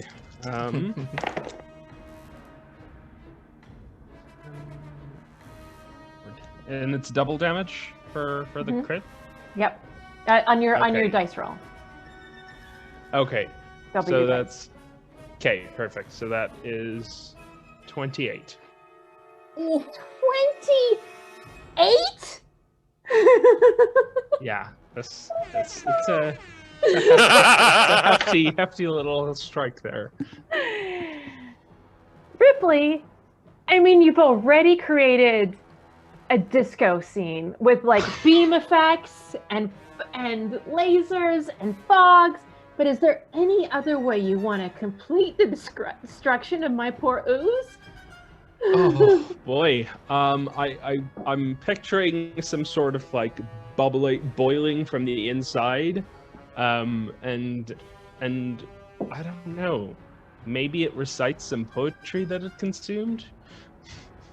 All right, so I mean it is an ooze, but recall that it has this chimney that is like puffing out this terrible blue fog, and as you like cause it to bubble, toil and trouble within, the words that it had most recently ingested sort of smoke out through, and you can all hear them.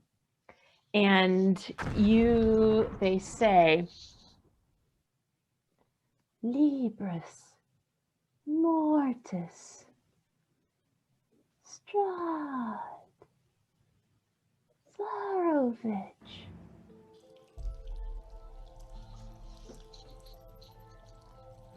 And the ooze dissipates. There's little puddles left down below if you want to inspect them or something. The fog, it's not gone, my friends. It's still down there. It's starting to dissipate. It's still not entirely a safe environment, You could go down for, let's say, 12 seconds or so, you think, given what happened to Girrardo before something bad might happen to you, or you might have to, like, power through that.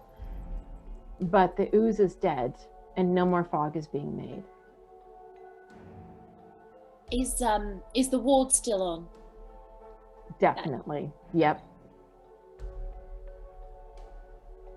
Can I will inspect these puddles that the ooze left behind. You can roll an inspection, or sorry, an investigation. That's just an 8. I don't know. You don't know what to make of it, but it doesn't seem to be like entirely disappearing. It's got a body. Maybe you could take it to somebody who does know what to do with it.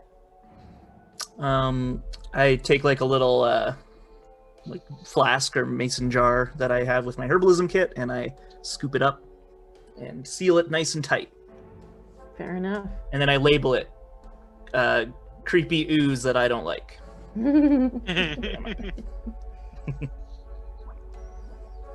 I start to go down the stairs. I'll come down and join Derry down there and just start looking at the bookshelf that the ooze was on and... So roll an investigation check?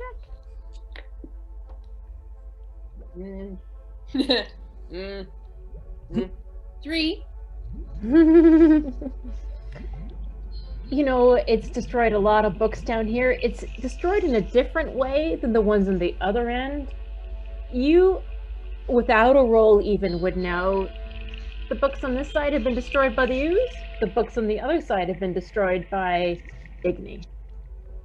And they had their own different ways of doing it. They're both book burners, though. I'm gonna shake out of tiger form. So just sort of shake like I'm wet and Cool. all the way down to my tail, and I turn back into Paige. Ah! Oh, Sorry. I want to cycle around Scared to, because there is sort of a timed element to you being in the remnants of this fog. We've had Derry have, a couple seconds down there. Paige has had a little bit of time. I want to cycle around to Girrardo or Ripley, if you've got an idea. Girrardo? I would like to... I don't feel that I am comfortable going down into this fog again. I would like to just look around the room and see if anything changed once... Oh God. Funny you Wow, mentioned, Squeak appears. funny you'd mentioned that, Girrardo, because a squeak has landed upon you. Come here, rat friends. Come here. Roll your d4. And that is a 1. Oh, that's north, which, my friends, is towards the mists, towards the spiral staircase. Oh, The God. rats lift you up. Oh. I try and stab them. There are so many. I mean, roll an attack, like maybe on a 20 or something. I'm gonna use a dagger and try and stab them. Oh, I did get a dirty 20. You killed some, but there's a lot of rats. there's so many. And you've got some on your dagger. I don't know if you want to use them for later, but they go over the edge. And my friend, you're going to have to roll falling damage. All right. Girrardo! Girrardo, it's 30 feet. That's 3d6. Buddy! No. Now, if I may, do I see this happen? Can I maybe run and try and catch him? I feel like you've had your turn, Derry. Ripley might have a response here, but I know we're not exactly an initiative, but there's a timed element, as I said. Derry and I are like, oh. I rolled 6. I am down. The rats, like then they all splatter as well. And then there's a louder splat on top of that, and you all turn around and you see Girrardo flat on the marble floor. As I'm falling, I go, I'm too old for this. Now I'm still raging, so I have my healing touch that I can use while raging. Oh, okay. Can I run over and do that, or would Rippy like to do something first? I know I don't want to like jump out of order too much, but I can just heal him again. Sure. You know. I'm not used to having a healer in our party, is all I'm saying. So. Looks Ripley, like he I'm took so a glad pretty you're bad here. turn. Like, It's cool. It's what I do. do you want me to do it? know, I've got a cure wounds left. I could do it. We all have Everybody, ways to cure jostles Girrardo. for who to Fine. kill It's what- Cure Girrardo. Kind of my Everyone can cure Girrardo except Girrardo. My healing touch is temporary hit points, so maybe it's better to give non-temp. Okay, yeah, I'm gonna do a cure wounds on him, and that is 10 plus 2, 12. Wow. The light That's a of touch, matter, right? like, you know, Ripley, I do want to say, one of the interesting things about your healing spells that you are using here in Candlekeep, here in Faerun, is, I mean, they work fine in Beaconhold, but there's just a sense of fullness, of connection that you have here in Faerun that you never had in Beaconhold. This is the home of Ilmater. Girrardo, you are healed. Oh, Again. thank you, Ripley. That's fine, you know. Calls down from the That's what I'm balcony. here for. I'm sorry I tried to get you to give up your hands. In, No, it's fine. in recognition for Ripley's action, Ripley has now a squeak. Oh, Oh, excellent. And and you have peppermint hands. Do you have peppermint hands? I thought you had the armor. No, the tiger had the armor. I've got the peppermint hands. Yeah, you got peppermint hands. You've got peppermint hands. So you These can- beautiful healing hands of peppermint. Smell Girrardo, that. perhaps you'd like to lick Yeah, Ripley's no. hands to get even more health. Yeah, just as a Do it, Girrardo. He's a very good doctor. It's sort of like a thanking ritual. Do it. It's good. It's good for you. It is. We've all tried it. We've all all done done it. it. Never mind. Look, Girrardo, I'm really fond of you. And the fact that you're falling down and dying every hour here. Yeah, are you sure you're up for this adventure? You seem to be No, collapsing off. I just came to work on a Monday night. Well, lick this man's hands, and maybe you'll stand a fighting chance.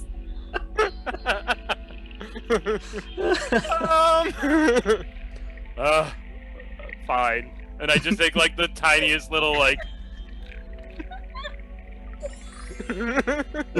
What do I roll? I feel very uncomfortable. It's D4.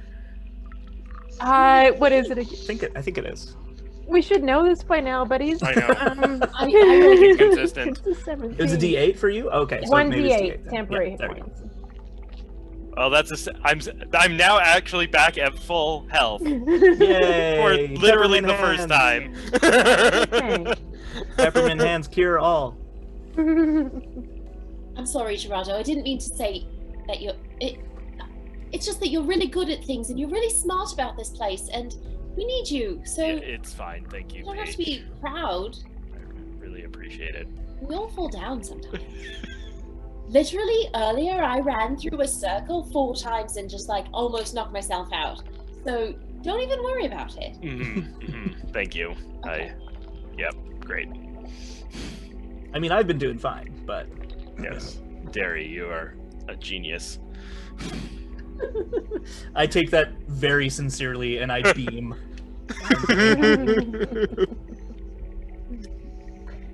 So what's happening now? Again, remembering that there is still a bunch of fog around Paige, Girrardo, and Derry. Ripley, it doesn't sound like you've gone down there yet.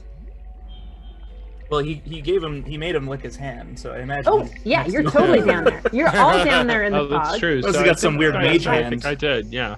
Peppermint mage hand or something. So what's happening now? I feel like you all get the sense that this fog is like seeping in underneath the layers of your mask. On your next turn, you're gonna be breathing some of it in. You can feel the chill starting to enter your bones. what do you do? Does Girrardo have a cape? I can't remember. Yeah, I have full robes. Oh, robes, right. Yeah. As bookkeepers, right. I was gonna say I was gonna use your cape to like try and waft the mist. I mean, I'm a big guy. There's lots of rope. You could attempt a waft. How are we, like, okay, with the cape? I mean, I have my own robes, right? So Yeah, an athletics check here for you, Derry. sure. Now, am I still raging? Because this would be an advantage if I am. It has essentially been like a turn. Okay. So And I haven't attacked, you so haven't- I am. yeah. Okay, just Yeah. checking. Yeah. Well, my athletics check was a 18. Okay. You feel like Girrardo is safe, but it's sucking towards and around you. So Girrardo's got another, like, say, 6 seconds before he's going to have to start dealing with this, but it's not helping for the rest of you. It's working, well- Derry. Let's go back up to Ripley. Ripley, what would you like to do?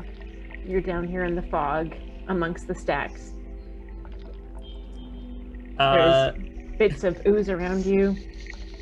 I mean, I want to get out of the mist.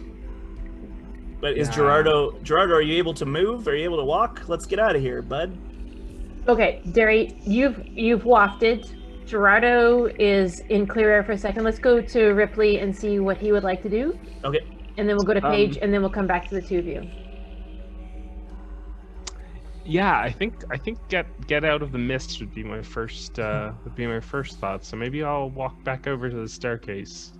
You can totally Take a- do that in okay. this time period. You head on back out, and you're at the top of the balcony. Paige, what would you like to do? I just say to Girrardo, come on, let's get out of here. You can't survive for long down here. I'll use Druidcraft. I can make a little puff of wind. Maybe it'll just dispel it a bit in front of our faces, but I'm going to drag Girrardo back up out the stairs to the balcony. And I'm going to say, I think we need to talk to Igni now. All right. Any objections from Girrardo or Derry? Anything else you want to do? I would love to just, even as we're going, just take a look. So we know that there's a door on the upper balcony. Mm-hmm. I would love to just take a look and sort of survey the land. Like, is there entrances, exits? Are there other doorways down here? Sure. So that's a perception check. You can do Sure. that as you're being sort of hustled on out. Hustled out? Yeah. That's a dirty 20. Nice. This looks almost like hermetically sealed, other than the entrance that's heavily warded, that appears to be a bookmaster's entrance. You're a candlekeeper, and can you add a survival check to that for me, actually? Yeah. That's a 14. Okay. This feels vaguely central to you. Like, you've been tousled around a whole lot, Girrardo, but this feels like kind of central to you, as though it's below one of the, like, honestly, some of the really high up Bookmaster's towers. Okay. And that would make sense given the door that was opened there. And so you don't see any exits on this level. It Okay. really looks like this was like a sealed, very secret information about necromancy, liches, that sort of thing. Yeah. Probably forgotten for a long time, but still a pretty secret place. And there's no way in or out except for that arch behind which is Igni at the moment, Yeah. or the one that goes to some Or the very warded senior door. bookmaster. Yeah, warded door. Okay. Yeah. Okay. And yes, and then I take Paige's lead and go up the stairs. Okay. And it sounds like you're kind of heading for Igni at this point. Is there any objections to sort of bringing this scene to you sort of coming towards back through the arch towards Igni? That makes sense to me. Okay. All right. So as you approach, of course, like, you feel like the intrusive thoughts into your brains, and Igni's like, Sagat, Scott, can I resume my studies? Can I go back in? Can I go back in? He's like asking each one of you. You were afraid of that? I can taste it. Your brain is different. Your brain is different, Quartermaster. I feel fine. You were healed twice. We now have a squeak for Paige. Ooh. Magic armor. Yep, the ice armor returns. Yeah, so you're ready for battle? Should that happen? Well, now I'm gonna kill Igni. I wanted to. You make your way through the arch with Igni sort of goading you along the way. You come into the Plexus area. Igni, sort of good to his word, has used his hands to take the conduit that has been broken and was like dangling into the maintenance shaft below that you had originally arrived from, and made little bridges from all the little crawling hands, and they're holding the conduit up, and you can see that it's like there's like the 4 pieces, and there's like 2 just sort of big enough that each would like meet each other across the way, and it's sort of sparking, all 4 of them together. And Igni's like, I've done my part. You let me in. Do the studies. Heal your stupid conduit. Do the Plexus thing. Whatever. I'm ready. Cool. Thanks. I think in my head. But you know, how are you going to get through the door? All the books are destroyed. You're going to have to get through the door. All of the books. There's still like a third of the books. I'm so sorry that some of them will never meet my belly. Were there books that were whole, or were they all destroyed? Yeah, kind of in the middle between the 2 forces, Igni versus the oozes. Probably the middle is still intact. I would like to ask Igni, in my mind, I would like to say, you have done your part. Please explain what you have done. Yeah. Do you think you could, Dragonborn, have held these conduits in place over a shaft, meeting so nicely together? What would you use? It's ready. I don't know how to heal this crap.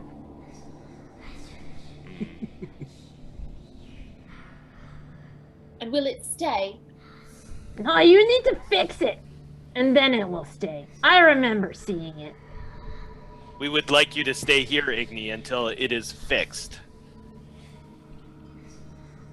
I stay, I guard my hands. My little army. Very good. Very good.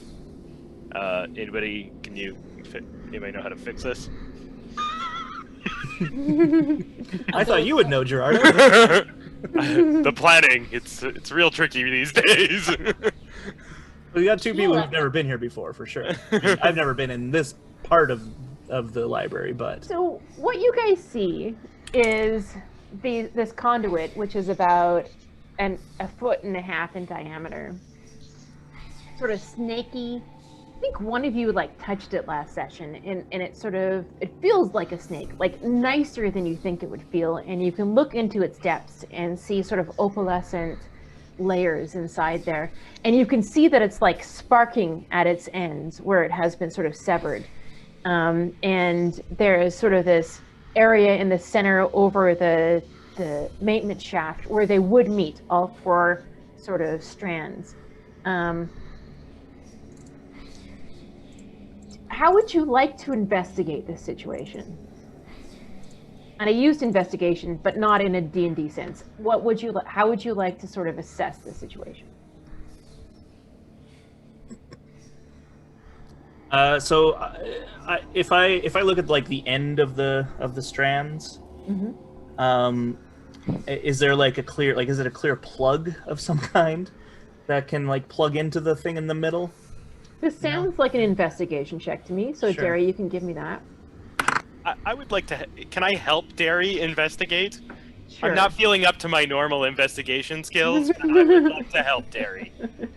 So you sort of, one of the things that would be helpful is like, remember this is like, it's a 15-foot diameter shaft, and so this is happening like, 7.5 feet over a big maintenance shaft, and so you could like stabilize Derry as he sort of looks across, and you're a Oh yeah, I grab his collar and let him lean out. Dragonborn, but you're a big guy. I can use my cane to kind of hold him out. Yeah. Okay. Well, I got a 10, even with the help. Okay, the thing is, what you get from that is that this is not like plugs. This is not like engineering. This is like a body. Mr. Cleric, are you can you mend things? Yeah, I go to Ripley and I'm like, well, this looks like magic. Does it look like your kind of magic or my kind of magic? That's a good question. Let me see if I can suss that out. Maybe call on some of my arcane knowledge. Yeah, you can do an Arcana check. Oh, that's a 6. So Now, you say it's like a body. Is it like I have like medicine background? Do I know if this looks like a big brain or a big like muscle? Like what kind of, when you say body, what do you what can I You know what? Even without a roll. Okay. And given like words like plexus and Lumen has talked about connections, this reminds you of nerves. Okay. So we need Page's to power reconnect. Parking. Right. Sorry, Paige. Sorry, I was going to say, my power comes from Beaconhold, from the library. In some way, I don't understand it, but if I can call on that, my understanding of whatever magic holds libraries together, I can cast a Cure Wounds on it. Yeah, go ahead, cast a Cure Wounds. And I'll hold both sides of it, and well, I don't know. Here goes. How are you holding both sides of it, my friend? Because it is suspended. There's a 50-foot drop to the next ledge below this maintenance shaft, and it's like the hands are sort of holding them in like nice little arches in the middle. I don't know. Do you want to? You come up with how you're going to get out into the middle. How far is the distance to touch the nexus of the plexus? It's a 15-foot diameter shaft, so it's like, I mean, the breaks are uneven, but they are in about the 7-foot range out there on an arch. Okay, well, let's all just join hands and we'll make a little a rope connection, and I can reach out and touch it, unless somebody else wants to do it. But I don't mind. I don't think someone should take another fall. Well, I've got healing word, which doesn't require me to touch it. I could just kind of say a word. Just call on Ilmater to see if he can do some healing here. I mean, Ilmater did really good job killing, so it stands to reason he can probably heal as well. So sure, give possibly. It a try. Sure. Let me have ears. I don't know if it needs to hear it. I don't know. We'll figure it out. So you cast Healing Word? Yeah, and that is... Let me find my dice. It's 1d4. Hard rolling those small of dice. 3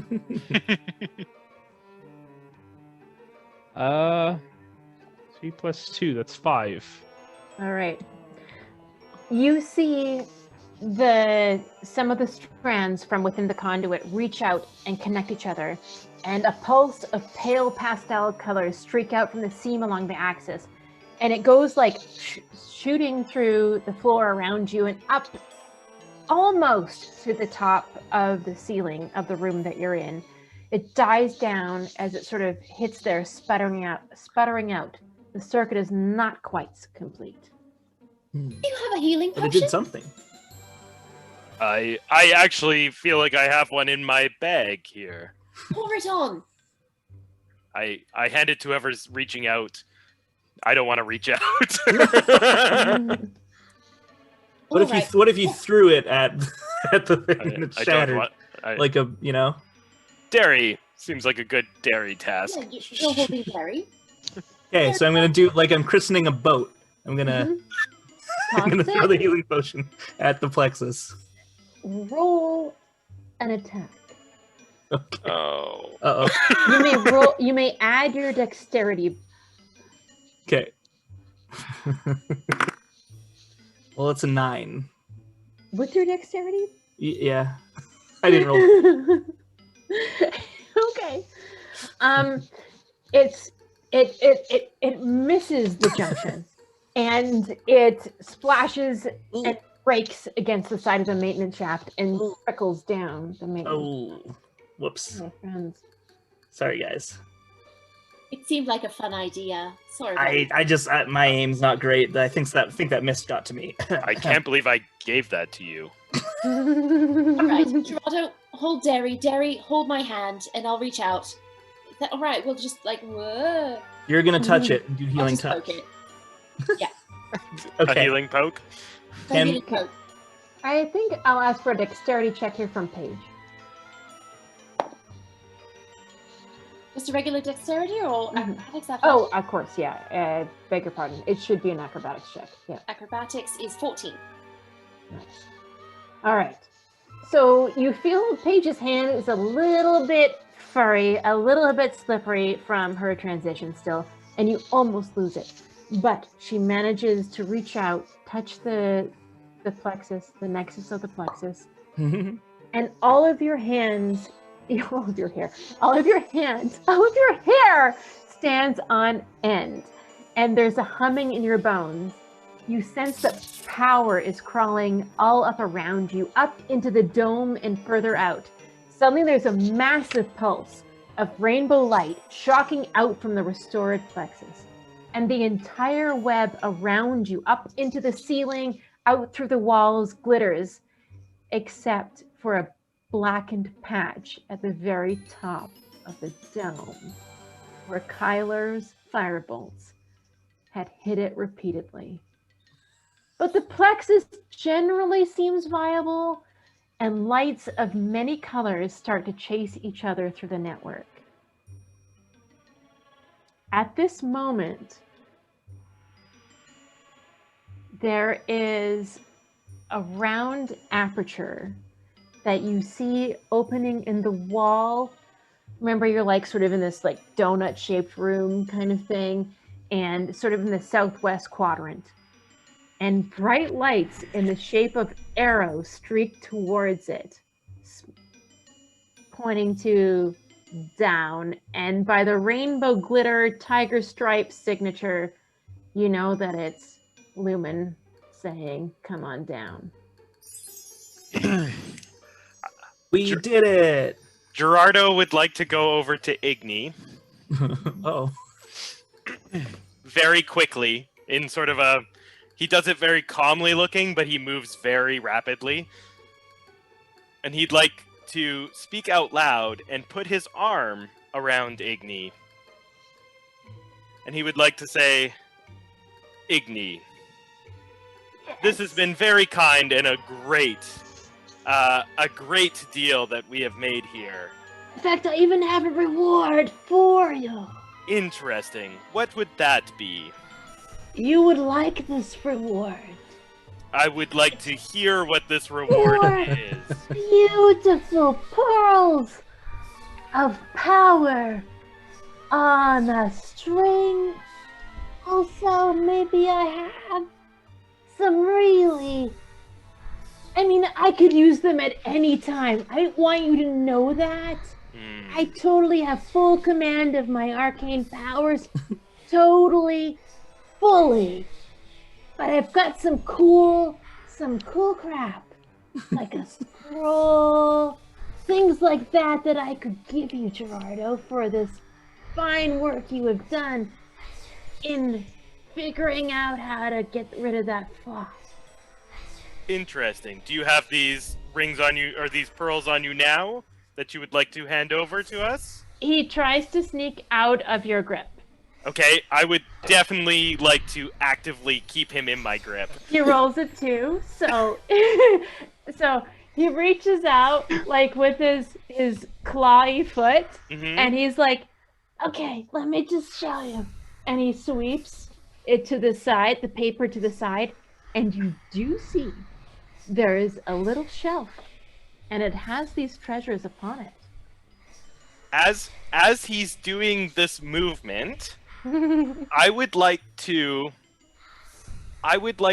unclasp his sun amulet, and I would do the have my arm around him. I would like to, while he's doing this, switch arms and try and sleight of hand this amulet away from him. Roll your sleight of hand. Oh god, he's giving no resistance whatsoever. But okay, what did you do? 23. Oh, jeez. And just pocket it, and then I say, "This is very kind of you, Igni.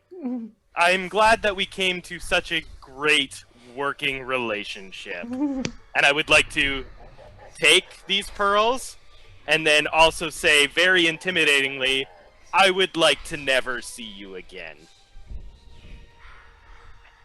Intimidation check? Whew, I'm glad I got all those ones out, because this is a 19. Whew. Check. Okay,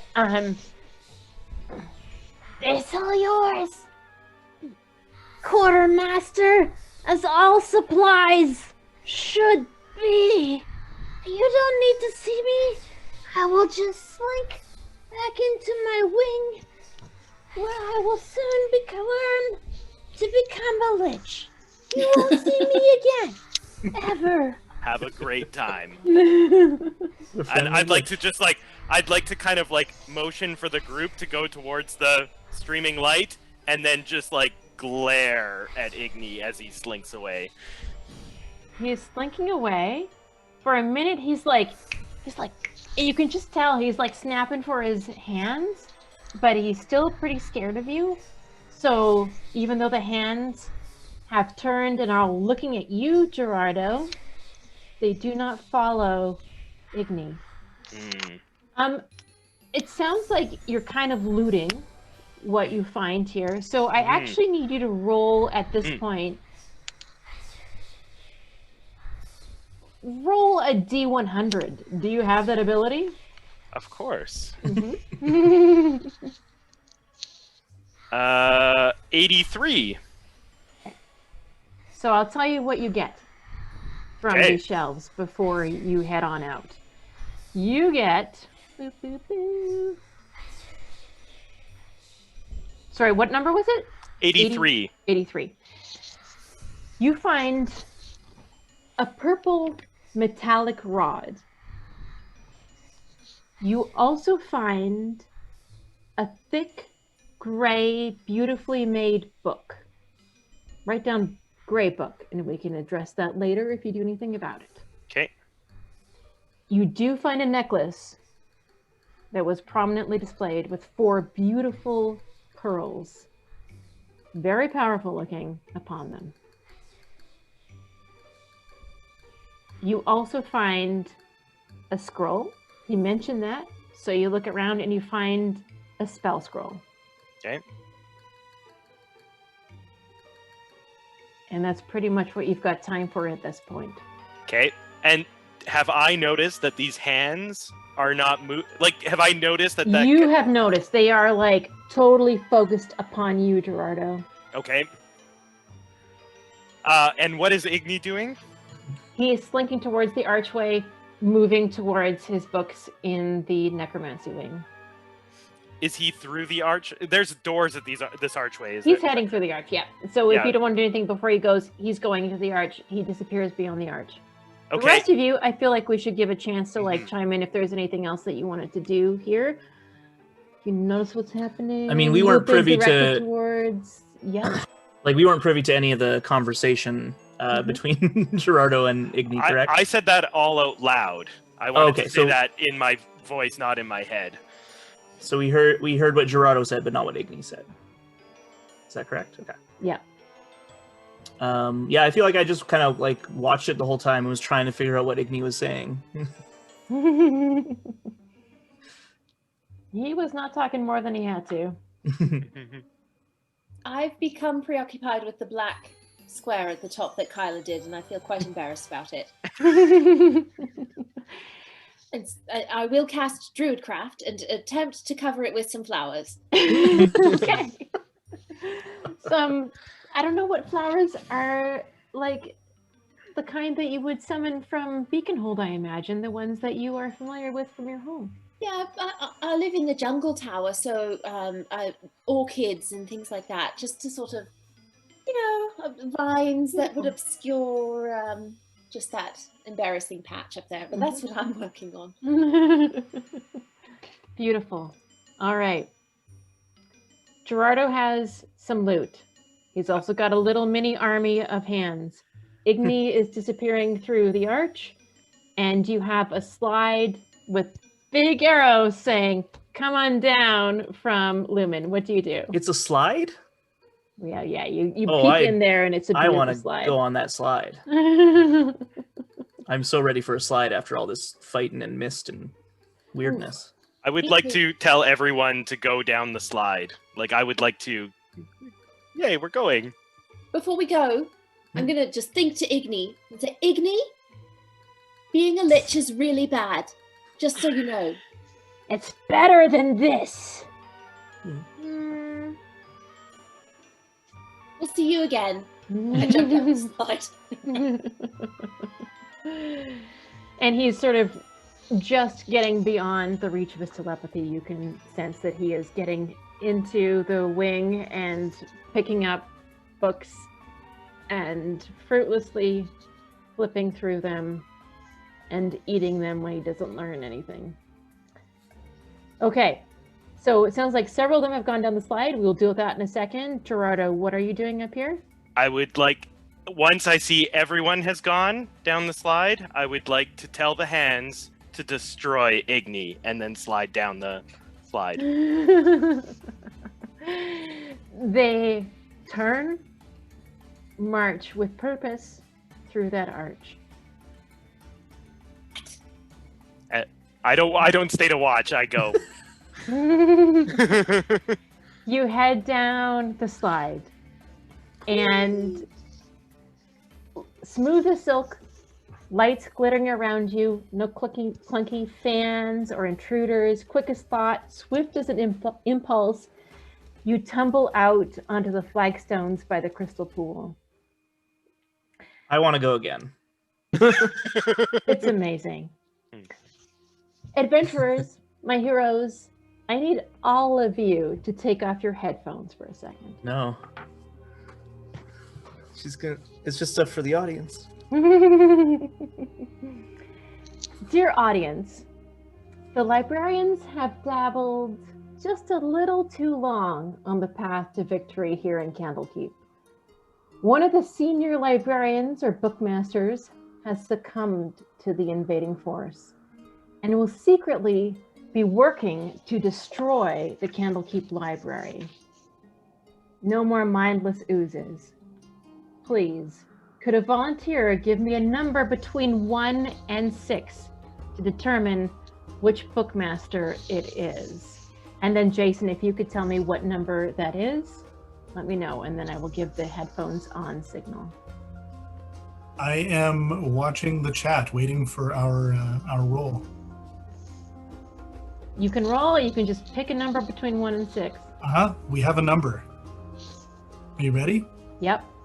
Ozilla has rolled a 3. Okay. Thank you. Thank you, Jason. Thank you. You're welcome. We got some other rolls from people who came in after that first one. Do you want any other numbers? It's done. But Okay. maybe some other time. All right. All right. So, dear audience, I'm not going to tell you specifically who it is because I don't trust them not to listen to this. They're supposed to listen to it. And in fact, you might not have even met all of the bookmasters in game, but you have sealed their fate. Okay, everybody, headphones back on. I did my best lip reading. I try not to be too emotive this time. Okay, so. What happened? Jason came in too. Some of you already know that the Sphinx Lumen has a PowerPoint presentation. It's a point of power, the path to victory, set up with magical lasers above the crystal pool. And it is powerfully lit up at this moment. Lumen is bouncing around like only an excited tiger with wings can. The two gnomes, Ant and Cyril, are standing beside a massive corpse of an unusually large carrion crawler covered in green slime. Nice work. And sorry. I was just saying nice work to them for doing that. oh, nice. And Lumen says to you, nice work, my brave and beautiful water buffaloes. And on the PowerPoint path to victory, it says, restore Lumen's connection to the plexus of the center well. And there's a big check mark.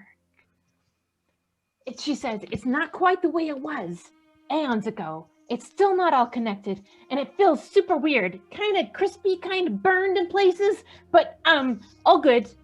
Weird. Anyway, I should be able to control the spiral staircase into the center well, at least. And the pneumatic tubes that come off that area should work in both directions, so I can send you back to the gate. And I think most of the mess of ages, and she gestures to like the dead carrion crawlers, have been cleared out. And then she puts up the fourth one and she says, determine the nature of the invasion. And that blinks in big, like, laser lights. Have you determined the nature of the invasion? And a quill appears in Lumen's hand and she pulls out a clipboard with bright pink parchment. And she's like, tell me what you know. Intruders, specs, physical evidence, forensic hunches. Storm your brains. I will take notes. I don't think there's much to worry about. Oh. Paige, go ahead. This one time, I was a tiger. Okay. I can corroborate that. It's true. I saw it. True. Tigers. The best. Not the invasion at all. Check.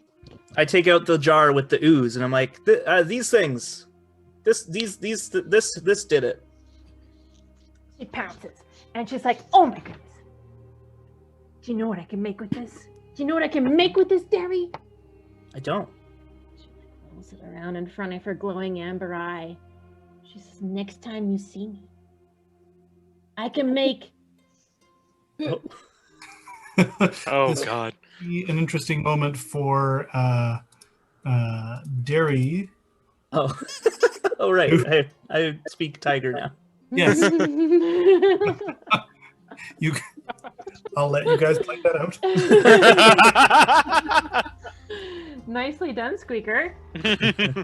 Sphinx Lumen is like, I appreciate the nod, and she says this in Tiger, the nod towards my ancestral species, but I can speak common, my friend Derry.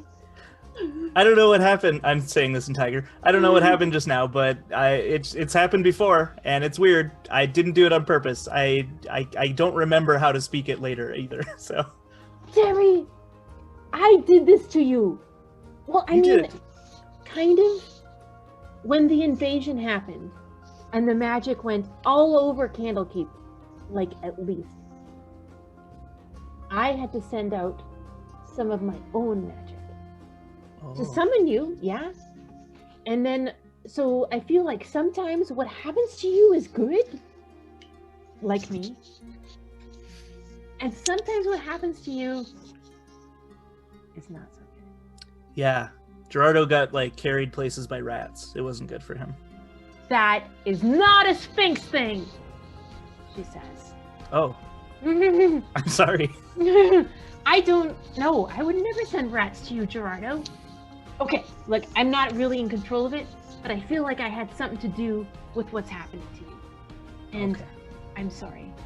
I hope when it's something that happened because of what I tried to do, that it helps you out a little bit. I mean, Like it keeps this! things interesting. Oh, And she holds up the like vial, and it's got the like swirling things in it, and she's like, there are letters in it.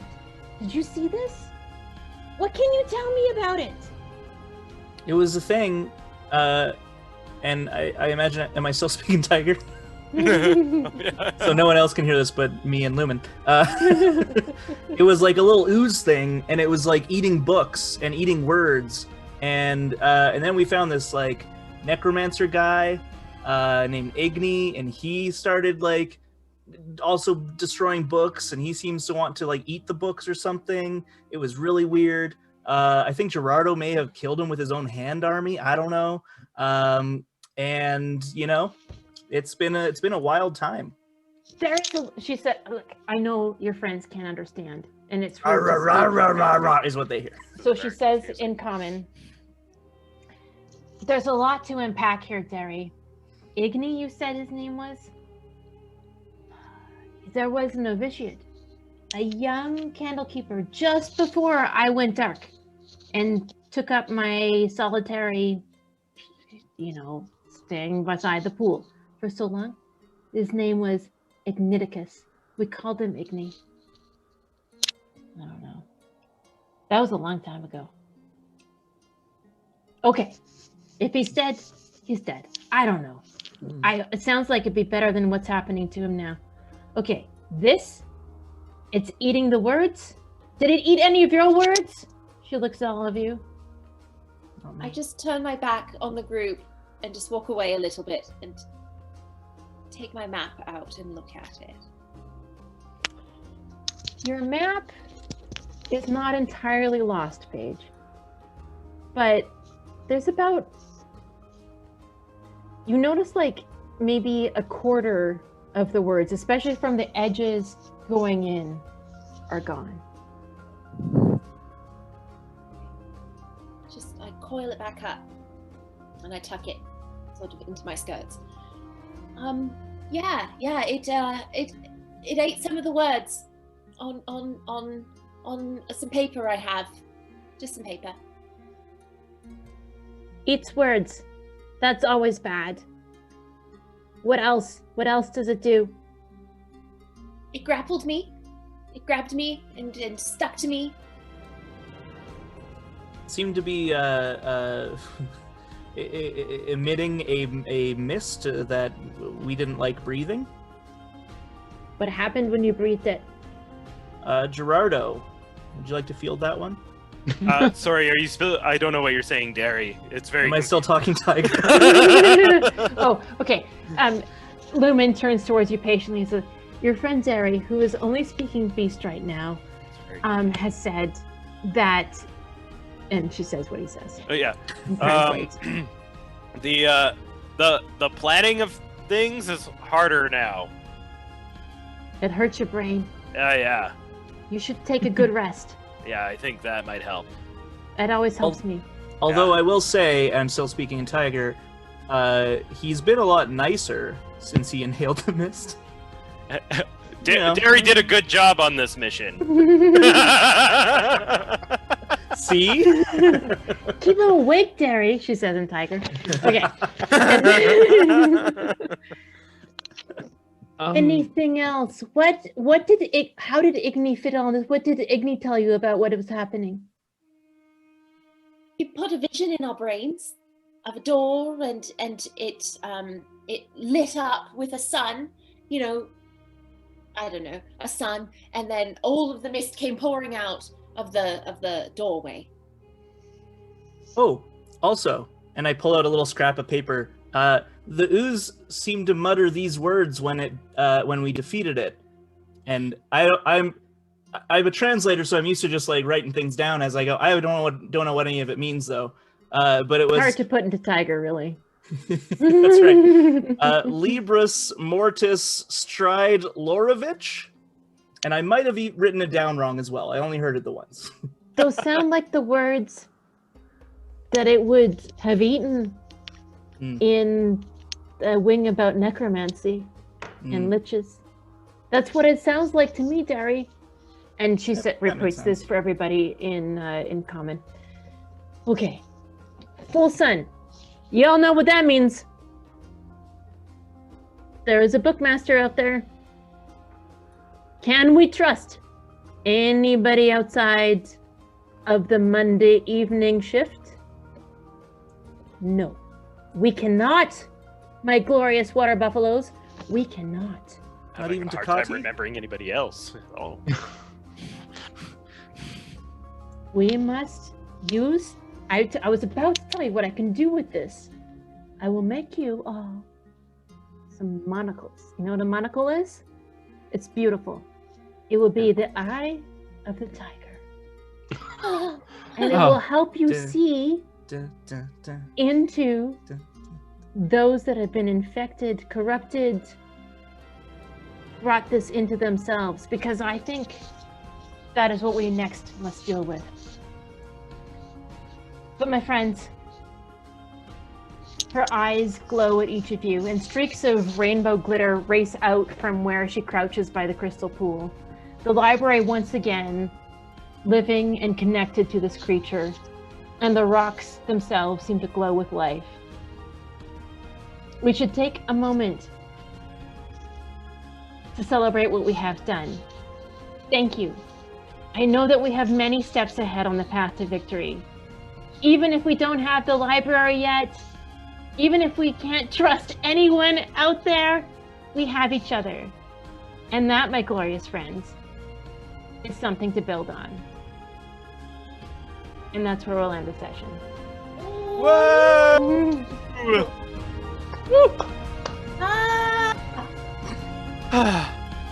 Who's got the champagne?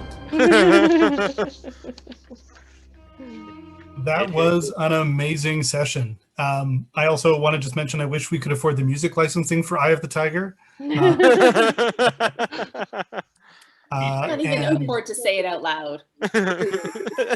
Yeah, I know. We were totally joking. That was fair use parody, just so you know. Algorithms. Also, I think Karen, I believe, came up with Peppermint Mage. Peppermint Army when the hands started marching away.